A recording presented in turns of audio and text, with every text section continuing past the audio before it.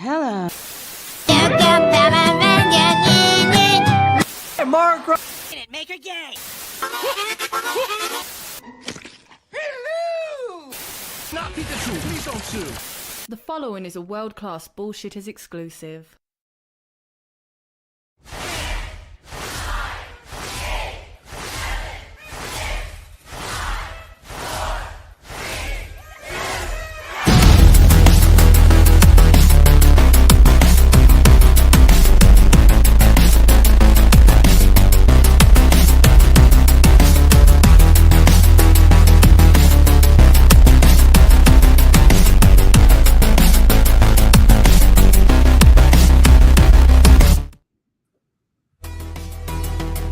Welcome to World Class Bullshitters, the epitome of pop culture. I'm your host, Jeff Hicks, and with me tonight is America's stepdad, the one, the only, let's call him Chocolate Thunder 2, Dion Green. That was where the mist came down. Baby, baby, boys and girls, children of all ages, I am proud to present to you the one and only, the first class bunch of jabronis who know what the fuck is going on. I'm glad to be back, and also Sean Penn didn't show up because he chose not to, so neither did I. Welcome back, boys. I love that. I don't know what it means, but I'm gonna just go with I love it. You know what it means, he did. God. It's okay, Dion. We don't know what we've been doing in this episode 481. But folks, we have other guests to introduce. Say hello to no, wait, I almost called you American Ramrod. The Bombay bad boy himself, Big Red Nick Utam.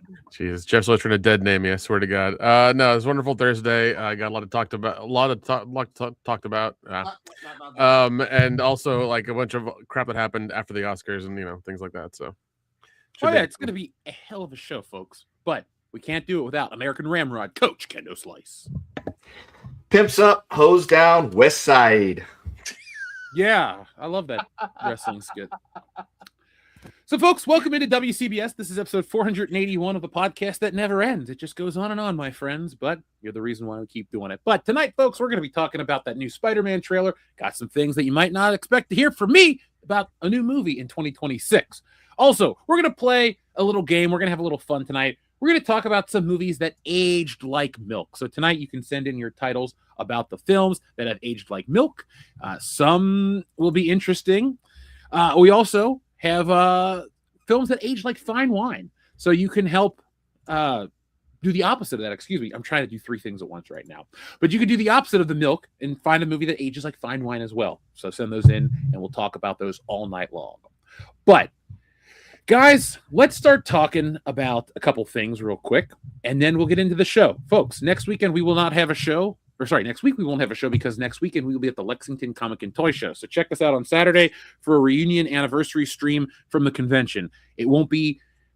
We can't guarantee the audio is going to be world class because we're going to be live at a convention, but we figure you'd want something instead of just a picture. So join us on Saturday afternoon, probably... We'll give you an official announce time, but it'll probably be roughly between 2 and 4 or 2 and 6 at some point for about an hour. So join us next weekend. But if you're super duper world class and you're in the area, come down to hang out with us at the Lexington Comic and Toy Show.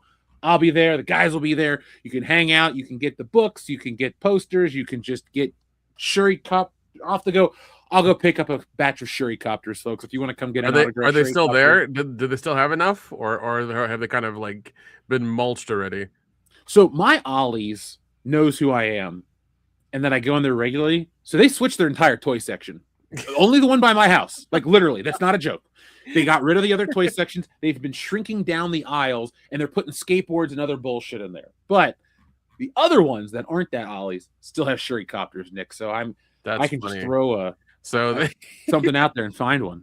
So they got wise to your shtick, and they just like, we don't want them back here. We're gonna change things up. We're gonna move the aisle. We're gonna move the toy aisle from 10 to 9, and it'll totally confuse them. No, I was in there yesterday. I was just like, hey, they got all these Eternals figures still. Oh God, that's terrible. Layden Swallow, who mentioned us by name in another video that you're talking about collaborations. We're always about collaborations. I don't ever want to get the idea or give the idea that we're some, I I don't know, some counterculture channel that doesn't like people. That would make me sad if that was the reputation we had. But tell me who's talking about us. We always like a good collaboration. I've been reaching out to, I talked to the Spy Hard podcast the other day and a couple of other places because, we love James Bond, we love Mission Impossible, and we love all things spies. So we thought, why not give you guys some fun shows this year? But we've been babbling enough about the con. We are all caught up. We don't have a word of the day yet, but we have a little bit of news. And on WCBS, the news has a nice little button right here.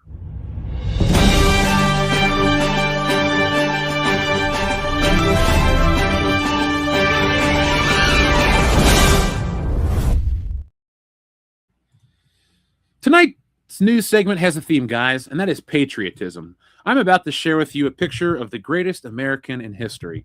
His name is Afroman. Have you heard about his saga, his struggles with the legal system here in this country? Nick, you're muted. I have not. Yes, I have. I'm a little bit familiar with what's been going on. So, guys, for the news, I thought we'd share the Afroman saga. So in August and the real reason I'm really sharing this is because this happens around me. Like, this is on my local news. So I've been to an Afroman concert. He's cool and all this shit. I like him. But the fact that this is in my local news, that he's making videos in my area, making fun of the police, is pretty silly. So the Afroman legal saga, as they call it, is just come to a close. So it starts back in August of 2022, where the Adams County Sheriff deputies executed a search warrant at Afroman's rural Ohio home, suspecting trafficking and kidnapping. They broke down his gate and his front door, ransacked his property, and seized a small amount of marijuana and cash. But no charges were ever filed against him, and he described it as a botched raid with no real evidence found. The entire incident was captured on his home security camera and reportedly on his wife's phone. Frustrated, Afroman turned the footage into a satirical music video and song in late 2022. The biggest was Lemon Pound Cake, which mocked the deputy eyeing the cake in his fridge, along with tracks like Will You Help Me Repair My Door, and other using crude humor and nicknames for the officers. Now, guys, you got to watch these videos because these cops are crying that Afroman made fun of them. Like this lady, he made a song about her. Oh, boo-hoo. Yeah, I know, right? He's made multiple songs about them during the trial. So they've all, So it's been, it's been good. So in March of 2023, 7 deputies, including the sergeant and detectives, sued Afroman civilly for a defamation, invasion of privacy, and intentional infliction of emotional distress. They claimed the videos and posts caused them humiliation, ridicule, and mental distress, and made their jobs harder. They sought roughly $3.9 million in damages, plus removal of the content. Afroman filed his own suit against the sheriff's office in the raid and alleged misconducts, but those claims were dismissed. However, there was a civil trial, and it took place recently. A 3-day process with Afroman testifying in a patriotic American flag suit, defending his work as free speech and parody. Deputies testified about the personal toll. The ACLU filed a brief calling the suit a slap, a strategic lawsuit against public participation, meant to chill criticism of public officials. However, as of today, the jury ruled completely in Afroman's favor on all 13 claims. No damages were awarded to the deputies. Afroman celebrated outside of the courthouse, saying, "We did it, America. Freedom of speech is still for the people, by the people." I couldn't help but share this with you guys because I love how he's pulling a fucking Larry Flint. I fucking love it. I love every minute of it. That's Ohio too, bro. Oh my god, it was fun. It was a fun the whole process, and obviously with the real world application of it, the points that he brought up were legitimate, and obviously, he won. So spoiler alert, that is definitely the case. But at the same time, this happened in like 2022, 2023. So this is years of Afroman for millennials. This is after he's relevant. So. Yeah, man, this shit was crazy. It was crazy. So much so that like a lot of the songs he came up with, they were boppers. I like Afroman, and I like his parody songs. But we do parody, so I thought it was important for us. Bust into a dude's house and trash the place and do a whole lot of damage to it when you have like nothing to go on and recover absolutely no evidence of any wrongdoing. Yeah, exactly. Yeah, the And then police you tend won't to do get that. made fun of. Yeah, the police tend to do that from time to time in very small towns and shit like that. I guess since they thought, oh, it's Afroman, it's fine. Like I'm sure, like every rapper, he's got drugs and things in his house. It's like, no, it's not the case. Good luck with that. Yeah, I just think this is hilarious, and I just love that the how frail the cops look. He made fun of us. It's scary. It's hard for us to do our job. Look, if you're the target Randy of parody, Watson is a great song. yeah, I don't get these people, Randy man. Watson is a son of a bitch. Ooh, it's a great. Yeah, I'm looking. You get if you listen to to this. I guess not trilogy. This series of his music. A lot of them are pretty good boppers. Like you be sitting here, be like, oh shit, man, that's crazy. The fucking cop busted in there. But yo, what's her name? Is a muffin chaser or whatever he called her. Yeah. I don't even Like know. Randy Watson is a son of a bitch. That's a great. I love it. I've been playing that song for like 3 days straight. I'm like, hey, yo, Afroman, he came with another bopper. You heard that shit? Randy Watson. You know what I'm saying? Like, I'm like, damn. Yeah, you know what Jeff had mentioned, or no, you had mentioned that this has happened long after he was completely relevant, because it's been a long time since he was bouncing on Dayton rims selling his CDs and all I was that in high stuff. school. So if his tapes and his CDs don't sell, his caddy will, but he doesn't have to worry about that anymore because he's apparently got a nice big house in Ohio. But this could bring Afroman back out to the people. They could be like, hey, this guy's got some funny ass songs about these dipshit cops. And then they'll go discover his other stuff and be like, he actually has got some pretty good tunes. And this could Colt 45. There could be a Afroman tour next year because of all this. Kenda, you should bring this up to the youths and tell them, this man fought for like free speech or some shit. Too bad we don't have the button ready. Do you remember those old Budweiser ads, Real Men of Genius? Yeah. We could do one dedicated to you, Afroman. Mr. Patriotic Free Speech Believer. He's not even guilty. There we go. I don't know. I'm just making stuff up. Yeah, I'm looking at his YouTube channel right now. He's got a 1.07 million subscribers, and like his videos are going nuts. Like, yeah, everything's getting like millions of views right now. It's crazy. Well, Because I Got High is a classic, man. Like that song probably gets 1 million views every 420. I remember that fucking song. Jay and Silent Bob are in the video. Yep. That's back when they were the shit, man. I had the double disc DVD set of that movie, and it had Because I Got High and Kick Some Ass. And I just watched those videos on repeat. That's a very that isn't to do. Of course it, dude. I made a pilgrimage to the Quick Stop and RST video, respectively. I like my Kevin Smith movies. Yeah, he's fallen off quite a bit, but he's still got some classics, so it's fine. That's because we gave him a heart attack. Yeah. It really is our fault. I mean, don't. Yeah, well, now he's vegan and he's even more of an asshole. So, well, I hope he lives a long time. Okay, we're not playing this game on air. I clicked on an article to talk about Chuck Norris on TMZ, and it has a game, but I won't play it on the air. Hot celebrity butts. Guess who? I can't believe that's the real game. I feel like we'd be good at it, though. Yeah, we'll be really good at it. Well, maybe we'll play off air, and I'll turn it into a segment for the members. Give them some bonus content, what we can share. There you go. Because I'm not gonna. This is not a thirst trap channel. We're not those kind of guys. I mean, it can be. Yeah, look it. I'm not opposed to beautiful ladies. Like the daddies who talk shit about the baddies. Easy, Dion. Easy. Who's the baddest baddie out right now, Dion? Who's on your radar that you go, goddamn? Listen, all I'm saying is, if we're talking about the baddie on my radar, listen, you three SOBs got stuff going on in your personal lives. It makes you very attractive to a guy like me. So that's why I hang on to the coattails. That being said, hey, if you're talking in terms of did you do what you're supposed to be doing? What the fuck is happening here? I have no clue. I don't know. No, you know. Is this a what's going podcast on. from 30 years in the Saying. future? It might be. I have no idea.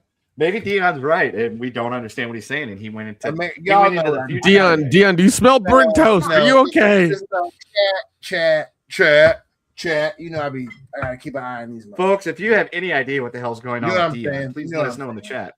You know what I'm saying? I'd like to know what you're saying. Anyway, let's continue on with our old pal Chuck Norris. Sadly, Chuck Norris is in the news, and I think if the news continues and things exacerbate, reality might crack, because since 2003, it has been the recognized symbol of toughness, Chuck Norris. You know, Chuck Norris doesn't do push-ups, he pushes the earth down. Chuck Norris, you know, is when he sneezes, it causes a hurricane, like that kind of shit. But sadly, we don't get to say that Chuck Norris whooped some ass. Chuck Norris has been hospitalized in Hawaii after a medical emergency. So, guys, we all love Chuck Norris. I didn't think he could die. I thought he was invincible. Hey, you know, at one point you learn that your childhood is in fact mortal. You know, and hey, it sucks, but hey, you know, Chuck Norris is a multiple generations tough guy, legitimately. You know, even listen, and he an old Chuck Norris, and we understand the things that come with being an old Chuck Norris. But the same, even old Chuck Norris has been, you know, he'll acknowledge his cultural relevance on many occasions. You know, obviously for us, dodgeball is why I'm like, listen, like he understood he was in on the joke. You know, Chuck Norris is still, that dude is still Chuck Norris. You know, he's Chuck fucking Norris. Thank you, Peter. Our friend says Georgian sent in a super chat. Said Chuck Norris didn't have a medical emergency. The medical emergency had a Chuck Norris. I wish I had. That's what we're hoping for. That's what we're hoping for. But like, you know, Yeah, that's the hopeful outcome here, is that tomorrow you see Chuck Norris striding out of a hospital room, just beating germs or some shit, because that's the ideal scenario here. But you got to remember, the man is also 86 years old, but he still trains like a fucking 55-year-old. So yeah, I think. Yeah, I think if Chuck Norris dies this year, this will be the worst year. This will definitely be the worst timeline and the worst year. So part of me will die the when end Chuck of an Norris era. dies. Yeah, I mean, you know, Chuck Norris doesn't flush the toilet; he scares the shit out of it. Chuck Norris didn't. It'll be Chuck Norris didn't die. He was just sent to hell to fight the demons or some shit. There you go. Yeah. Time We'll waits turn for it no into a man, fun- unless that man is Chuck Norris. Yeah. Time will do whatever Chuck Norris says. Yep. So, Georgian, thank you very much. And yes, folks, we're going to all pull for Chuck Norris, or else reality will cease to be and we'll all fall into a black hole of disappointment. Yeah, because indeed, in fact, Chuck Norris can divide by 0. Yeah, it equals Chuck Norris. There you go. Mm-hmm. Shout out to Leighton Swallow. Thank you very much for both of these. He says, Real Fake Wizard mentioned WCBS specifically for your toy videos. Could have him on the show one of these days. As soon as you sent that in, I found his channel, got a screenshot, and I will contact him as well, or very soon. I will see if we can get him on in April, because we're kind of at the end of March. Also, Leighton Swallow says, I'm thinking about it. Clownfish TV also had mentioned the toys collecting Dusted Dollies, but not by channel name. Well, thank you for telling me that too. But with the Real Fake Wizard, it's awesome that people are mentioning us by name, and we'll do some crossovers in 2026. Folks in the chat, if you have recommendations for crossovers, all you got to do is send in a message. Just say, hey, Jeff, get so-and-so on the channel. We want to see you talk about this or do that. It's easy. We are a channel of the people. But you can send that to info@worldclassbullshitters.com, or the best way to contact us would probably be on Twitter right now, because that gets checked every couple of hours. You could also call Nick directly. I'll give you his phone number. Yeah, hold on. I think I got that in the banner right here, don't I? Oh, wait, no, that's the old Woke Busters. There you go. Oh, God, I'm not going to open this ticker up as Die Hard, a Christmas movie. It's too early to talk about that. It's never too early to talk about Die Hard, a Christmas movie. Nick, it's March 19th. Is it too early to debate Halloween versus Friday the 13th? We had a Friday the 13th last week, so That's true. it's not too early. It's like a week late, but is that an anomaly to have 2 Friday the 13th back to back? We have been 3 so far. Yes. recently, Yeah, it is to a degree. You like this year we'll have 3 of them, and that happens once every 12 years, and then like every 5 or 6 years you get 2 in a year. So it's not an anomaly. It's like a leap year. It happens with regularity, and we know when it's going to happen. It's not an every year thing, but every year I think you get at least 1. Everybody gets 1, Peter. Everybody gets one. All right, so folks, that was the news, and we'll be back now, after this message, and we'll talk about the new Spider-Man trailer, because you'll be surprised what I got to say about that. John Thomas, thank you very much for your generous super chat. John says, speaking of Ollies, Jeff, one is opening in Athens, Tennessee, between Chattanooga and Knoxville. Chuck won't die. Death is too scared. Chuck will just go straight to heaven. I love the embrace the meme. Me too, dude. Chuck Norris was smart because he embraced the meme and became relevant for like the next 2 generations, even after Walker Texas Ranger ended. So, yeah, I'm all about that Chuck Norris love, man. But wouldn't you just shit your pants if Chuck Norris, like, it does go south, but it's not like Chuck Norris died, here's his funeral and everything like that. If he just like it fucking vanished like Obi-Wan Kenobi does and becomes like a Force ghost or some shit. I want that. I love it. We all want that. We all want that. You know, like they're literally filming it to say, folks, the meme is dead. Chuck Norris here on his deathbed, and all of a sudden he just disappears, and you see the sheets just fall, and the machines just disconnect automatically, and it's like, holy shit, he's now one with the Force. The Force. Yeah, he ascended. He made it. I want that to happen. I really want that to happen. Nick, What's up? one of these times when I come to visit you, I'll have to check out this new Ollie's in Athens, Tennessee. Well, I know that there are like 2 in Georgia that you haven't gone to yet. You know, we can always visit and make videos for and stuff like that. So, Oh, we will. You'll get to see how I make my Ollie's videos. It's a very in-depth process where I talk to myself and make notes about what I want to say at what point in the video. there you go. But John, thank you for your generous super chat, man. We appreciate you.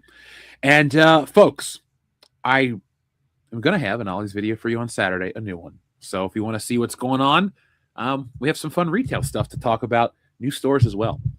Claimer to God, thank you very much. He says, Michelle and Ned are back in the MCU. Yeah, dude. That's why we're using this little picture of Spider-Man right here. Now, folks, there are a lot of people that like Spidey, but I'm a self-professed Spidey. I don't want to say let's just say aficionado. I don't want to say expert. It's not like I know. It's not like I can look at a picture and tell you who drew it, where it's from. I mean, you have done that inked several it. times before. Let's be honest. Oh, I can do it for most Spider-Man artists. I even have a general idea of like who drew what in what order, so I can kind of just ramble Dude, it off. we've walked through the 4th level of Dragon Con where there's all the art stuff, and you're like, oh, that's Spider-Man's from this and this issue. Like, I didn't ask you. I didn't fucking ask you, Jeff, but thank you for the information. Well, I never asked you to tell you which Friday the 13th movie features this tit versus this areola, but you do anyway, and I'm happy to hear about it. I'm a tit man. I'm sorry. Gosh. Well, I'm an ass man. Bupe, bupe. Billy Gunn. Haven't always been this way, Nick. But, it happened in my mid to late 20s. It's just something changed. But we're not here to talk about that. We're here to talk about Spider-Man. Anyway, folks, I love Spider-Man. I know my shit. We watched this trailer. We talked about this trailer in the leaks a couple of weeks back. And those leaks turned out to be true. We didn't give you some BS. We just gave you some world-class stuff. So now that the trailer's out and everybody's had time to watch it, I've watched it twice, and I have some thoughts. And I want to hear what you guys in the chat have to say as well as the other WCBSers. But I like Spider-Man, and I really liked where Spider-Man was left at the end of the last movie. But much like with modern James Bond films, I feel like we're skipping past the interesting part and we're jumping into the weird, emotional, sappy bullshit that I really don't want to sit through for another damn movie. See, I like the human drama in Spider-Man. But what I don't like is like teenage drama shit. And I get it that like the actors are in their 20s, but they're all like college-age kids. And I just don't care about that kind of stuff. I went to college. I met Dion at college. We've all, had our time. Personally, I'm past that point. So I like what I'm seeing from the Punisher and Spider-Man and all these million other crossovers and all this other bullshit and speculation. But I still don't have that level of hype. I don't know if I've been burned, if there's just something subconscious that I don't like about it, but I'm not excited. I'm just going to give it an open mind. Dion, what did you think of this trailer? I really liked it. In terms of where we are for comic book fans, at this point, I'm very confident in saying that Spider-Man, they give effort. That being said, with the trailer, him sitting on the edge of the, obviously the blip with him and John Bernthal as the Punisher. Listen, I liked it. I'm excited. Let's go summer. I'm on board. That being said, there is a healthy dose of hesitancy because of Fantastic Four. Fantastic Four, I liked it overall, but it wasn't a bang, bang, bang. I loved the last Spider-Man adventure. I'm excited. Cautious optimism is very, very much part of the game with this trailer, 100%. Nick. Yeah, I did watch it a couple of times. I was like, it's, I think the audience knows this as well too. I'm beyond the point of like over the superhero thing. I was over it in like the end of phase 2 of like 10 years ago. Like I'm done. I don't care. Yes, Spider-Man's, one of the ones like Batman they can bring back and like, people will like it, but like, it's a good character. It's fine, but like, I just don't care. I honestly just don't care. It's like, it looks okay. That's great. I'm glad John Bernthal's into this Punisher. That seems fun. Good for him. But ultimately, like, I'm not going to watch it. Maybe I'll catch it on streaming. Maybe I won't. I don't care. Now, folks, I can tell you that I will go see this opening whatever, and episode 509 or whatever that episode will be featuring the review of this. But I will give you some bonus Spider-Man stuff that month, just for fun, since it's been a while since we visited with Spidey. Kendo, anything you'd like to say about said trailer before we talk about something that I noticed, folks, in the marketing that's pretty disappointing? It's not really grabbing my attention. I don't. Tom Holland's Spider-Man doesn't really jump out at me. Iron Man 4 Homecoming was okay. I thought it was a fine movie, mainly because it was carried by, other characters other than Spider-Man. Far From Home didn't really do it for me. I didn't really care. Never watched No Way Home because, again, this iteration of Spider-Man doesn't matter. I don't care about Teenage Spider-Man. I don't care about Zenyatta. I don't give a shit about any of that stuff. It's just like it doesn't do it for me. So I am in the same boat with Nick. We will paddle together as we wait for it to hit streaming, and we're bored on a Saturday afternoon. Yep. Oh, so this is WrestleMania 34 all over again. Yes. Dion and I are going to tough it out, and you guys are going to bitch out early. Got it. Yeah. All right, we'll see you on Bourbon Street for pizza.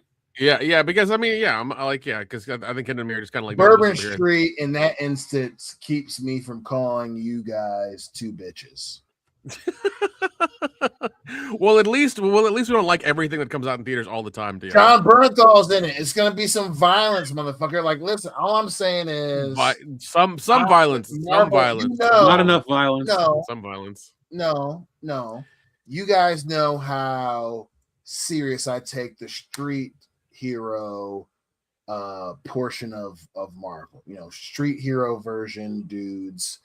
Jeff and I are very street level hero guys. We both love Spider-Man. Spider-Man is his favorite. I'm a Daredevil, Punisher guy. Like, it is, even with the trailer, I'm not going to say that we're going to see some crazy bloody stuff, But this is, if there's gonna be a Marvel project where they take it seriously, it's Brand New Day or New Day. Yeah, So but I that's mean, part of the- they're good. I think they're just getting John Bernthal there just so they can get other people to come watch. Like, oh, Punisher's going to be in it. It's going to be cool. It's like, Yeah.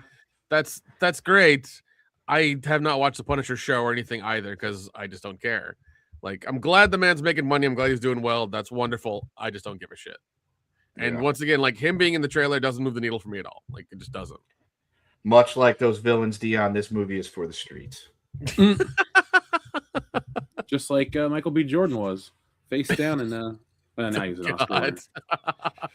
So the one thing I've been noticing beyond just the same old fake hype or whatever you want to call it, it's they're pulling the No Way Home tactics, because they have that shot in the trailer where Spider-Man's coming over from the left and he's fighting the hand and everyone's like, wait a second, where's Daredevil gonna be?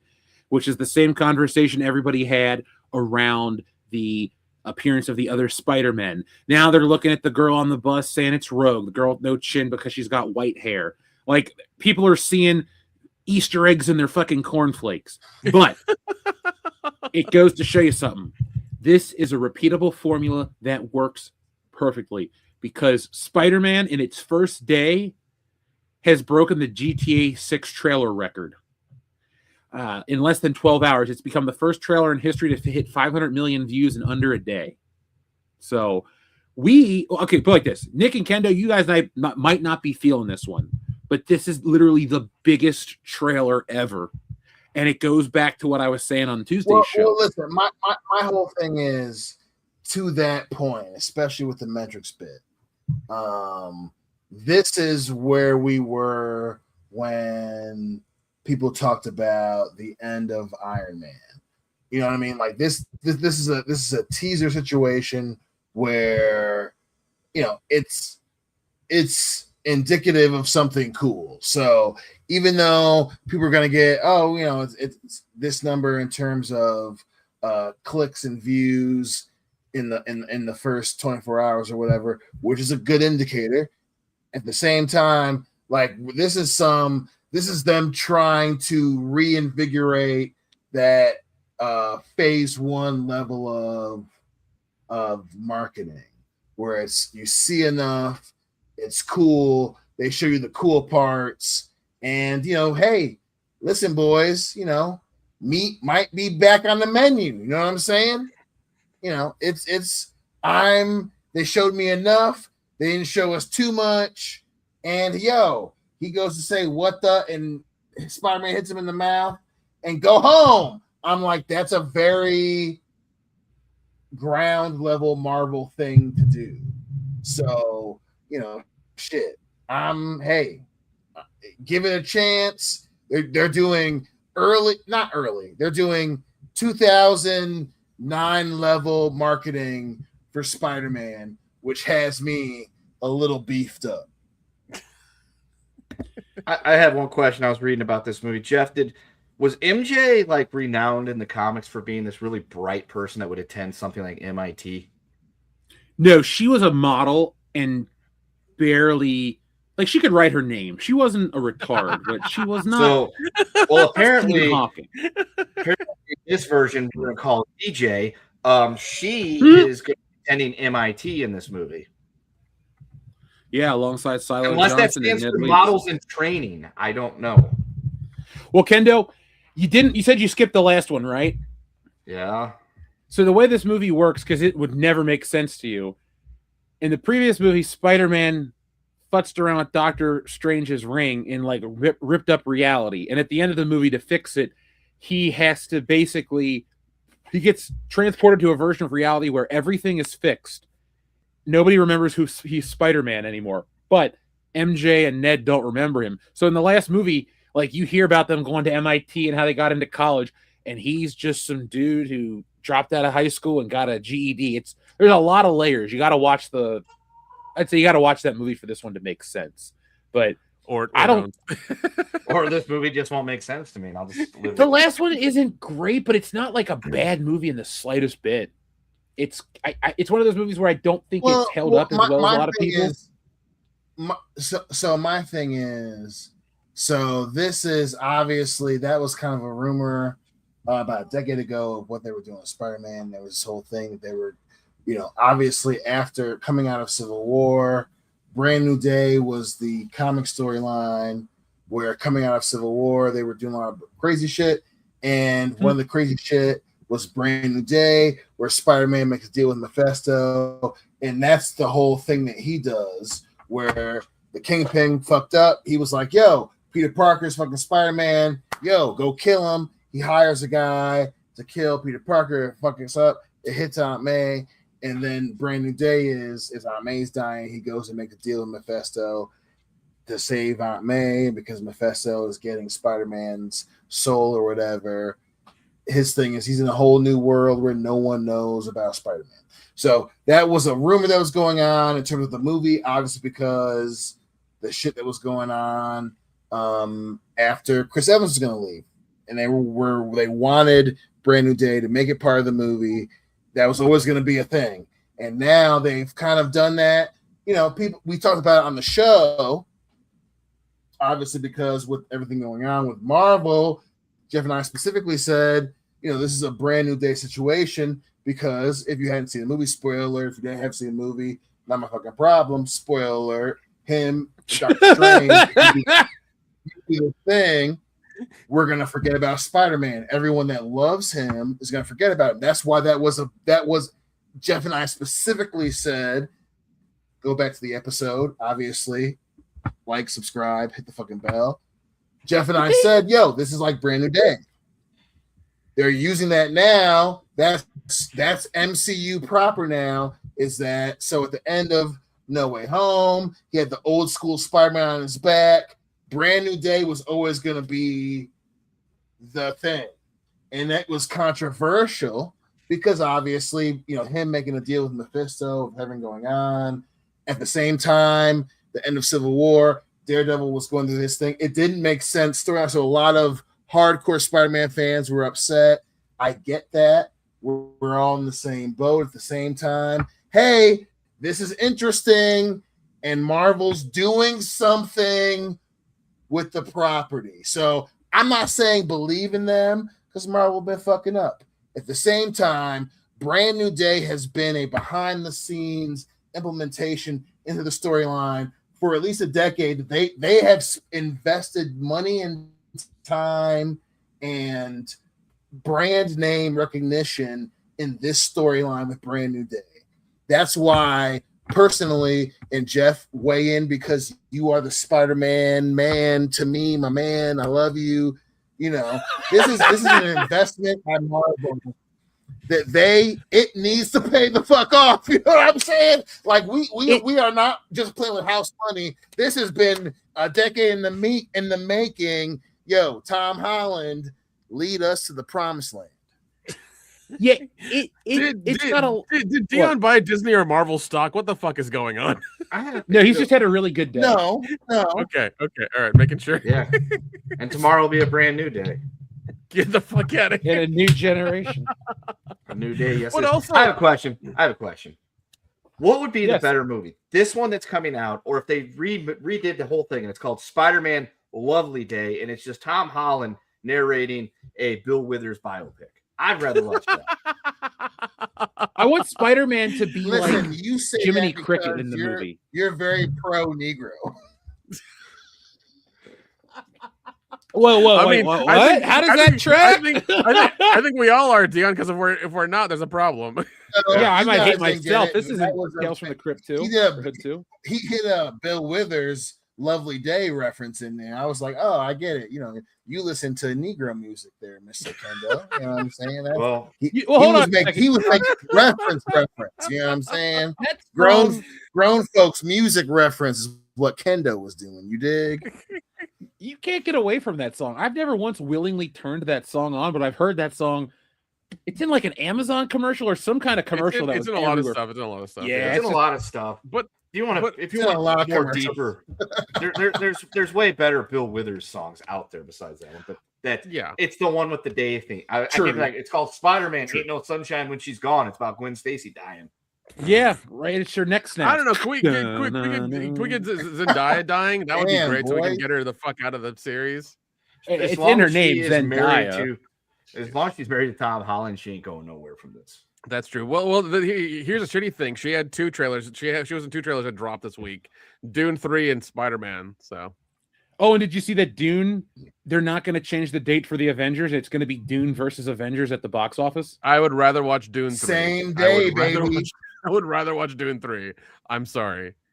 Why are you apologizing? It's going to be. They're trying. Listen, we are watching. That whole thing is separate. That is.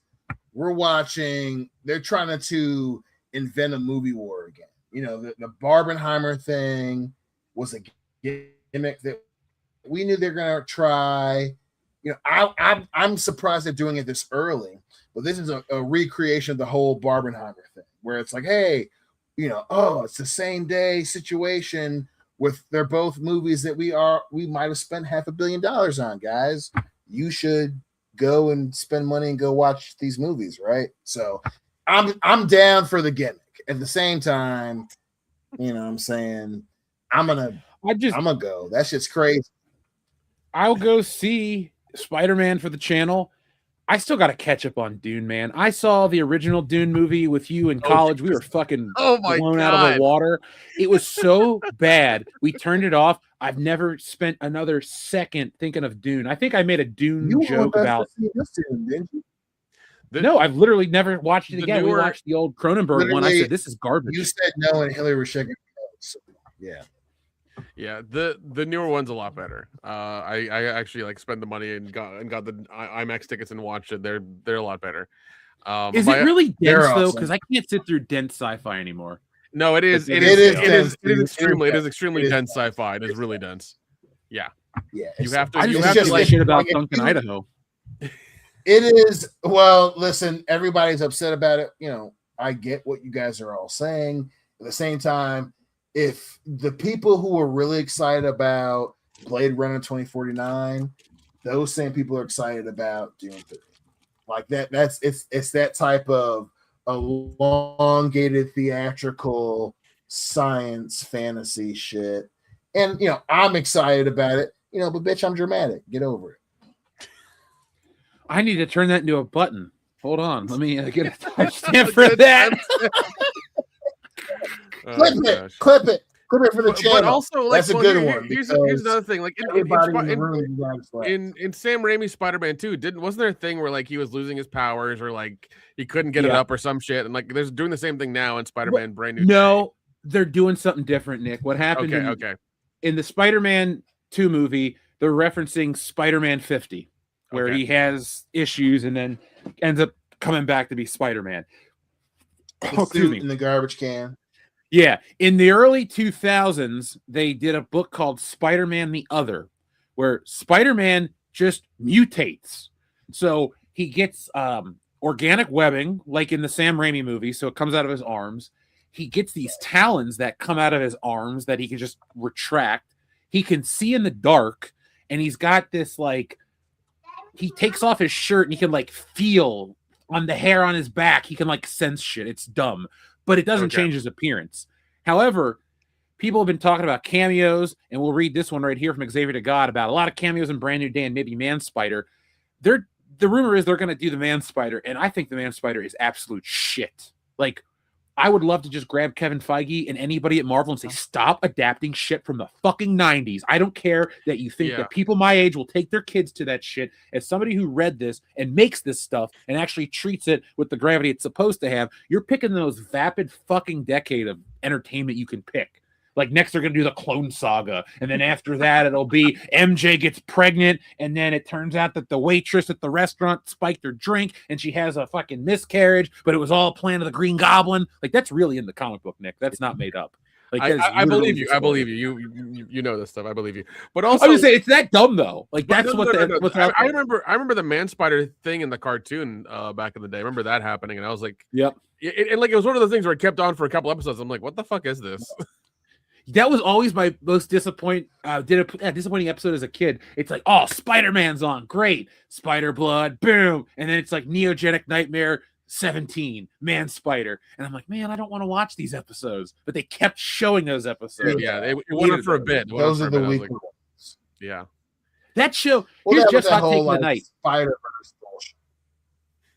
Yeah, I don't think that show's as great as people remember it. Not that it's bad, but like it is dumber than people think. I disagree like, with that holds first up better. part. I think it's great, but the fault in those shows remind you of why you need to be specific to the source material. Because while the show is awesome, the whole Spider-Verse thing is just like, it's like, yo, it's just Spider-Man. You can feel when it changed. There was a recognition that it was the face of Marvel, and they were just doing too goddamn much. Yeah. At the same time, like, fuck, man. I mean, like, I know this is their tentpole movie for the summer, but also, like, I'm pretty sure there's gonna be some sort of like fucking thing that goes into their other 2 movies or whatever that's happening at the end of the year. It's just Avengers after this. This is like, for as much as you guys might be burned out, this should be on paper their big money year, because I know that Sony is Spider-Man. I'm not going to get into the economics, but Spider-Man is a guaranteed moneymaker, and the Avengers, every Avengers movie, called Avengers something, is $1 billion grosser. So we're almost locked into a situation that even above quality be damned, you're looking at $2 billion pictures that are going to be the big talk of the town. And I wouldn't be surprised if this entire year is superheroes are back, the genres return. Oh God! But if Supergirl so, shits the bed, it won't happen. Yeah, and I mean, once again, I think superheroes are going to have to be like zombies. They're going to be gone for a really long time for people to want them back, or at least there's going to have to be another way of doing that, because even look, like The Boys is ending. Finally, we're getting to the end of that, and it's like the fatigue is high for this shit, and we've gone through it and we're done with it. So it's gonna have to be one of those things where like they can kind of they can come out with Spider-Man and Batman every year, and I think they'll be fine. They'll be good with that because people know those characters, their legacy characters, are good. Sprinkling some Superman and other things like that in there, it's fine. But you can't do like these big, massive movies where it's like 3 or 4 a year. Like, you can't do that anymore. You can't. You've burned us all out. We're done. We don't want it anymore. Yeah, that is the business model. I think you both are right in that you're hitting the notes that are indicators of what the future is going to be. It is about brand growth, and it's, can you build something that will lead into us winning the streaming wars? They want characters to be good to win the streaming wars, and all this shit with Spider-Man, they're not going to spend this amount on it being bad, if you know what I'm saying. This is to win the war.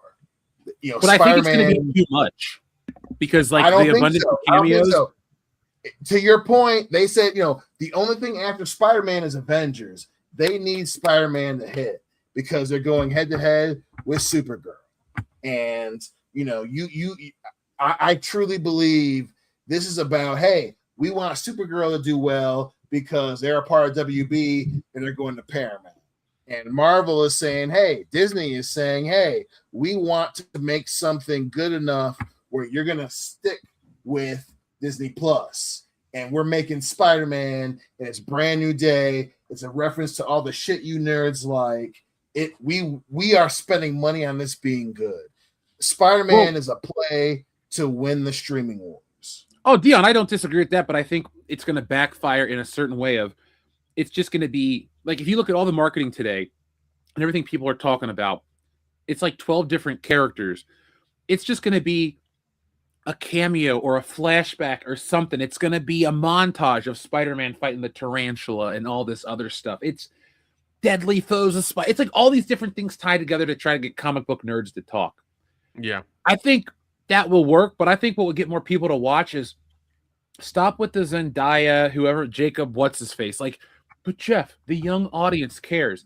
No, they fucking don't. It's a recognizable brand. They want to be there because it's a thing to Yes. do. You could put the fucking reanimated corpse of Marlon Brando and a pig in a Spider-Man movie, and it's going to make $1 billion. Like, I think if you were to just get something that like really reads as timeless, and I don't mean like clothing or, cars, but I mean like just timeless casting, because this version of Spider-Man still reads 2010s, certain era, and this stuff.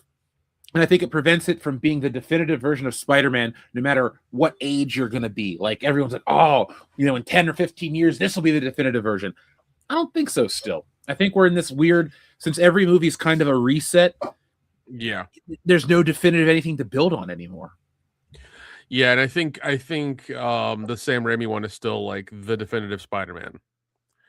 Because we had those, we had the Andrew Garfield ones, which were just kind of like, I don't know, they were kind of dipping your toe into this bullshit and it didn't work out. And then they did this whole thing with Tom Holland where he's got like, I think 6 movies of just Spider-Man by himself, or 5 or whatever it is. He's got a few. And even in the beginning of it, he just felt like Iron Man Jr. Yep. So he wasn't really Spider-Man. He hasn't really been Spider-Man until I think even the last movie he was kind of like, more Spider-Man than he has been. But in this one, they're trying to really cement he's Spider-Man, and like we're fucking done with all of it, so it doesn't matter anymore. And I don't think they're even going to cement it. I think it's just literally going to be, this is how I'm guessing I'll feel. I really want a Spider-Man movie where he's just Spider-Man, but every 5 seconds something else shows up. Like, hey, it's the Punisher. Hey, it's Daredevil. Hey, it's probably going to have a fucking wormhole. There's probably going to be Doctor Strange. We already saw the Hulk. Like, that's what I'm worried about, is Marvel's fallen into it's got to be a mini Avengers cameo fest.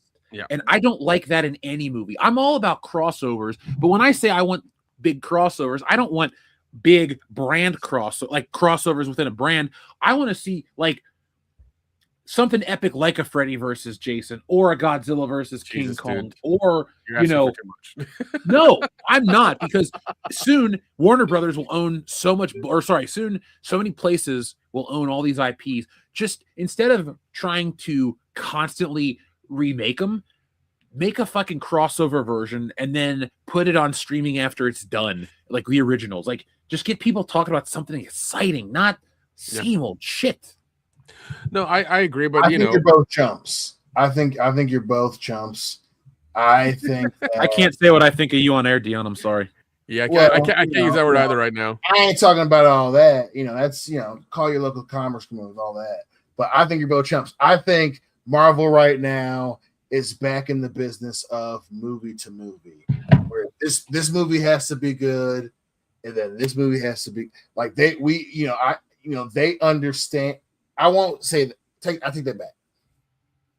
They are aware of the cost of this shit, where you're not going to come out with a Spider-Man. You're not going to come out with a Guardians of the Galaxy. You're not going to come out with a major Marvel brand unless you think it's going to hit. Because obviously, with everything going on, the cost of movies is going up. The cultural significance of going to the movies has kind of shifted. They're not making Marvel movies with the intent of them not making some fucking money. And I say that to indicate that they want this to be good. So, yeah, there's going to be some bullshit. At the same time, even with the whole name brand thing that Hollywood's going through, they want this Spider-Man to be good. They want to make money at the theater. Of course they do.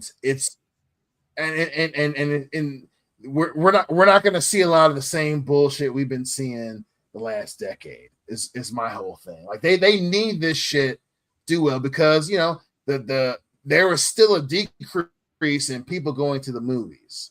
And they need this shit to hit. They need it.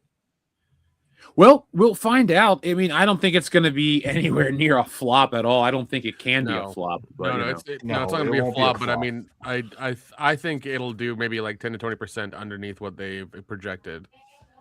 You know, it won't. Yeah, it won't hit their like crazy projection that they've said, because I think what'll happen is they'll get people in the first like couple of weeks, and then like it'll go down like gradually. Because I'm sure it'll be the movie that everybody wants it to be. It'll be fine. It won't be a big letdown. It won't be a big like hit or anything. It'll just kind of be in the middle. I'm with Jeff that there will be like a cameo every like 15 minutes to kind of keep people like member berries going on for the Edge of Avengers movie coming out towards the end of the year. I think that's definitely going to happen because they need that, and they'll probably bribe Sony and everything to make sure that happens so that they can make more money at the end of the year too. I think it'll get $500 million. That's it? At least. Yeah.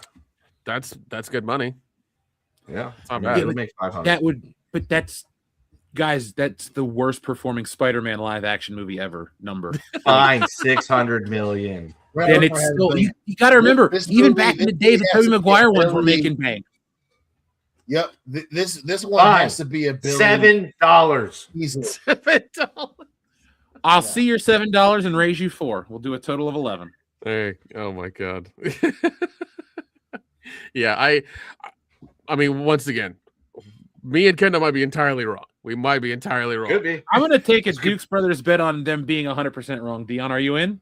This could be the greatest Spider-Man movie of all time. I doubt it, but Agreed. I think it'll be mid as fuck. It's just going to make money. No. Yeah, Jeff. It will be mid as I think it's going to be actually good. At the worst case, everyone's going to be like, "Oh, that's pretty good." They need this. This is where we understand. They know what a good movie is. This is. No, they don't. No, they don't. They've had so many years after. They do. Absolutely. No, they don't. Look at Shang-Chi and look at look at all the other bullshit they've made that hasn't hit at all. They haven't made a good movie in a very long time, Dion. Right, but Shang-Chi was 3 years ago. Those were also choices they made. Bad choices. Those were also choices they made. Yeah, absolutely. Absolutely. Yeah. Wouldn't it be great, though? Let's play a game. Spider-Man fails. Supergirl fails. We're a month out from Avengers. Jesus, that would be hilarious. Oh my God, that'd be so funny. Because they would have to be Batman or Robin bad for that to happen. 100%. That's some shit. Listen, they're betting a lot of money right now. This shit is not uninsured, if you know what I'm saying. Everything going on. It costs money to invest in films of this size because people aren't going to the theater anymore. AMC is still going through that shit in terms of 2025. So yeah, man, they need this shit. They know what a good movie is, and it's against their best interests to make something that not everyone can dig. Well, Nick has the secret tap into all the shit that's going to happen in the future. So, Nick, does your poly love thing got something going on? No, nothing yet. Nothing yet. All right. Well, his superpowers only work on Oscar predictions, Kendo. Yeah. Well, yeah. It's when limited we get closer to that time. It's limited to that right now. Sure, Nick can find something for us to do. Yeah, I know. It was God. That Oscar thing was hilarious. It was a good night, folks. The replay is still available. Witchcraft is what it was. Yeah, you can go watch Nick be a soothsayer. Yeah. But he can't win you lottery and everything. So don't even ask. Oh my gosh, that's funny as shit. But no, what was it? Clone Geek said Clayface is coming out. I don't know, man. That's like I'm a big Clayface fan. I'll definitely go out of my way to watch that. But I don't know how other people perceive that, and if that's going to be something they actually want to go out and see as well. So it's going to be interesting. I'm ready for Batman. I don't care about his villains as much, but if it looks cool, I'll give it a shot. Let's read these messages from our audience. Thank you guys for all you do for the channel. Greatly appreciate you. Xavier to God says, do you think we'll ever see Tom Spidey work for J. Jonah Jameson? Yeah, in this movie. Because they got to get every cameo in possible. I wouldn't be surprised if we saw Hoffman in this movie. That's Dustin? Ted Raimi. Yes, Dustin. Is he still alive? Dustin Hoffman is still alive. Yeah. Good. I like him. He's a good actor. Xavier to God, that's when I think it'll happen. John Thomas, thank you very much. He says Easter eggs and Lucky Charms because Alyssa Liu. LOL. Who is Alyssa Liu? Do you guys know who that is? I think No he's talking idea. about the figure skater, but I don't understand the reference to Easter eggs and Lucky Charms. Is she related to Lucy Liu? No. Maybe. How about Liu I Kang? don't know. Yes, we'll go with that one because And Kang the Conqueror, right? Because they're brothers. yes, and Genghis Khan. Yeah. And Khan Supernusempone. Oh yeah, and Ted Wasada-san while we're at it. Yeah, all of them, man. Even the guy in the hot sauce bottle. That's Rusta. Yeah. Xavier to God, thank you very much for both these. He says Spider-Man 2099 had organic webs and claws too. Well, of course Yeah, they were organic. It's yeah. $20.99. They can afford that shit. Yeah, no shit. That's a good comic book. I enjoy Spider-Man 2099. Xavier to God also says it's not in Brand New Day if the characters are coming back. The movie had potential to introduce Mary Jane, Gwen, Black Cat, or Harry, etc.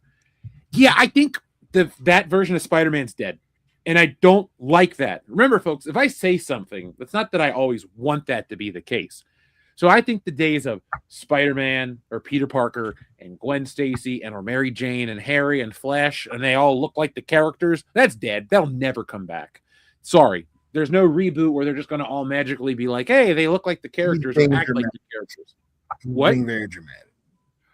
Dion, I would being bet you dramatic. $500 that they will never make a Spider-Man movie with an all-white cast again.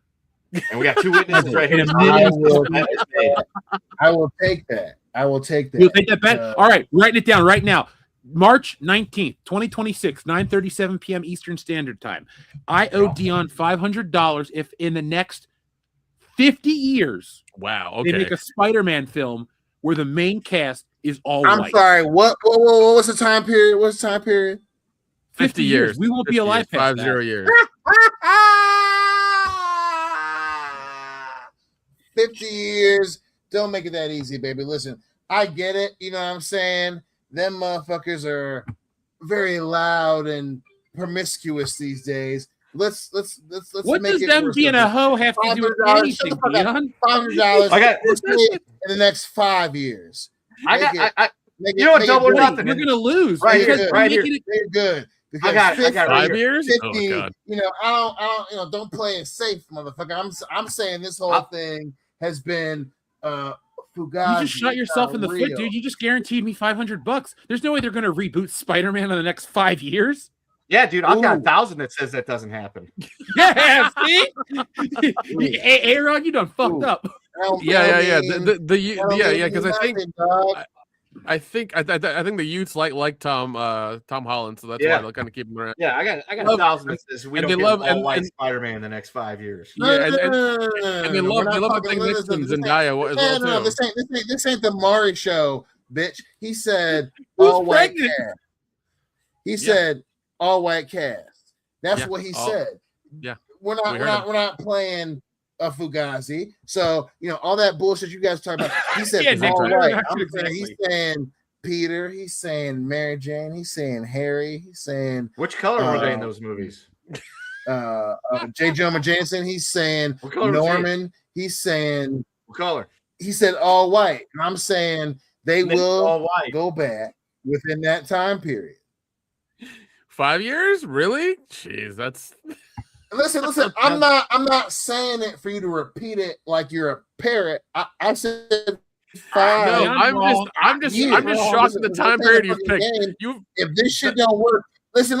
If this shit don't work, Spider-Man is a property. And I get it. Listen, this is Uncle Dion talking to you guys casually, baby, because I love you guys. You know, but this is not Checkers where it's like, oh, you know, this is the brand of Spider-Man that Disney and obviously movie-wise Sony has. You know, they don't all this other bullshit in terms of how the world's been going, but all this other shit was a part of the marketing, right? If they want something to do well, they will spend time and money on writers and everything. Spider-Man is that property. Like, you have billion-dollar corporations that they only corroborated because they fucked up with Andrew Garfield. That's a real thing. Spider-Man has to do well. They invested money on this shit doing well. This is not but it will do well, Dion, because every one of the Tom Holland movies made more than the previous one. It's well liked. There's an anticipation for it. There's everything you're saying is true, but there's no world where it's not going to happen, and no one's even concerned that it could happen because it's a Spider-Man movie. That's like saying the sky will be blue at some point tomorrow on planet Earth. Now, if there's an alien invasion or Shang Tsung or Shao Kahn take over, then I'm wrong. But, like, I'm not saying you're wrong at all. All I'm saying is, like, those things aren't going to happen because this movie's money. Like, it's probably pre-sold in 12 markets. Not going to happen is a thing in the past. Like, we I'm not saying you're wrong. I think, yes, the chances that a Spider-Man movie does that poorly are astronomical. At the same time, it's possible. Sony's investments, again, hey, they fucked around. They released what's his name twice. It's Morbin time and all that stuff. Morbius twice.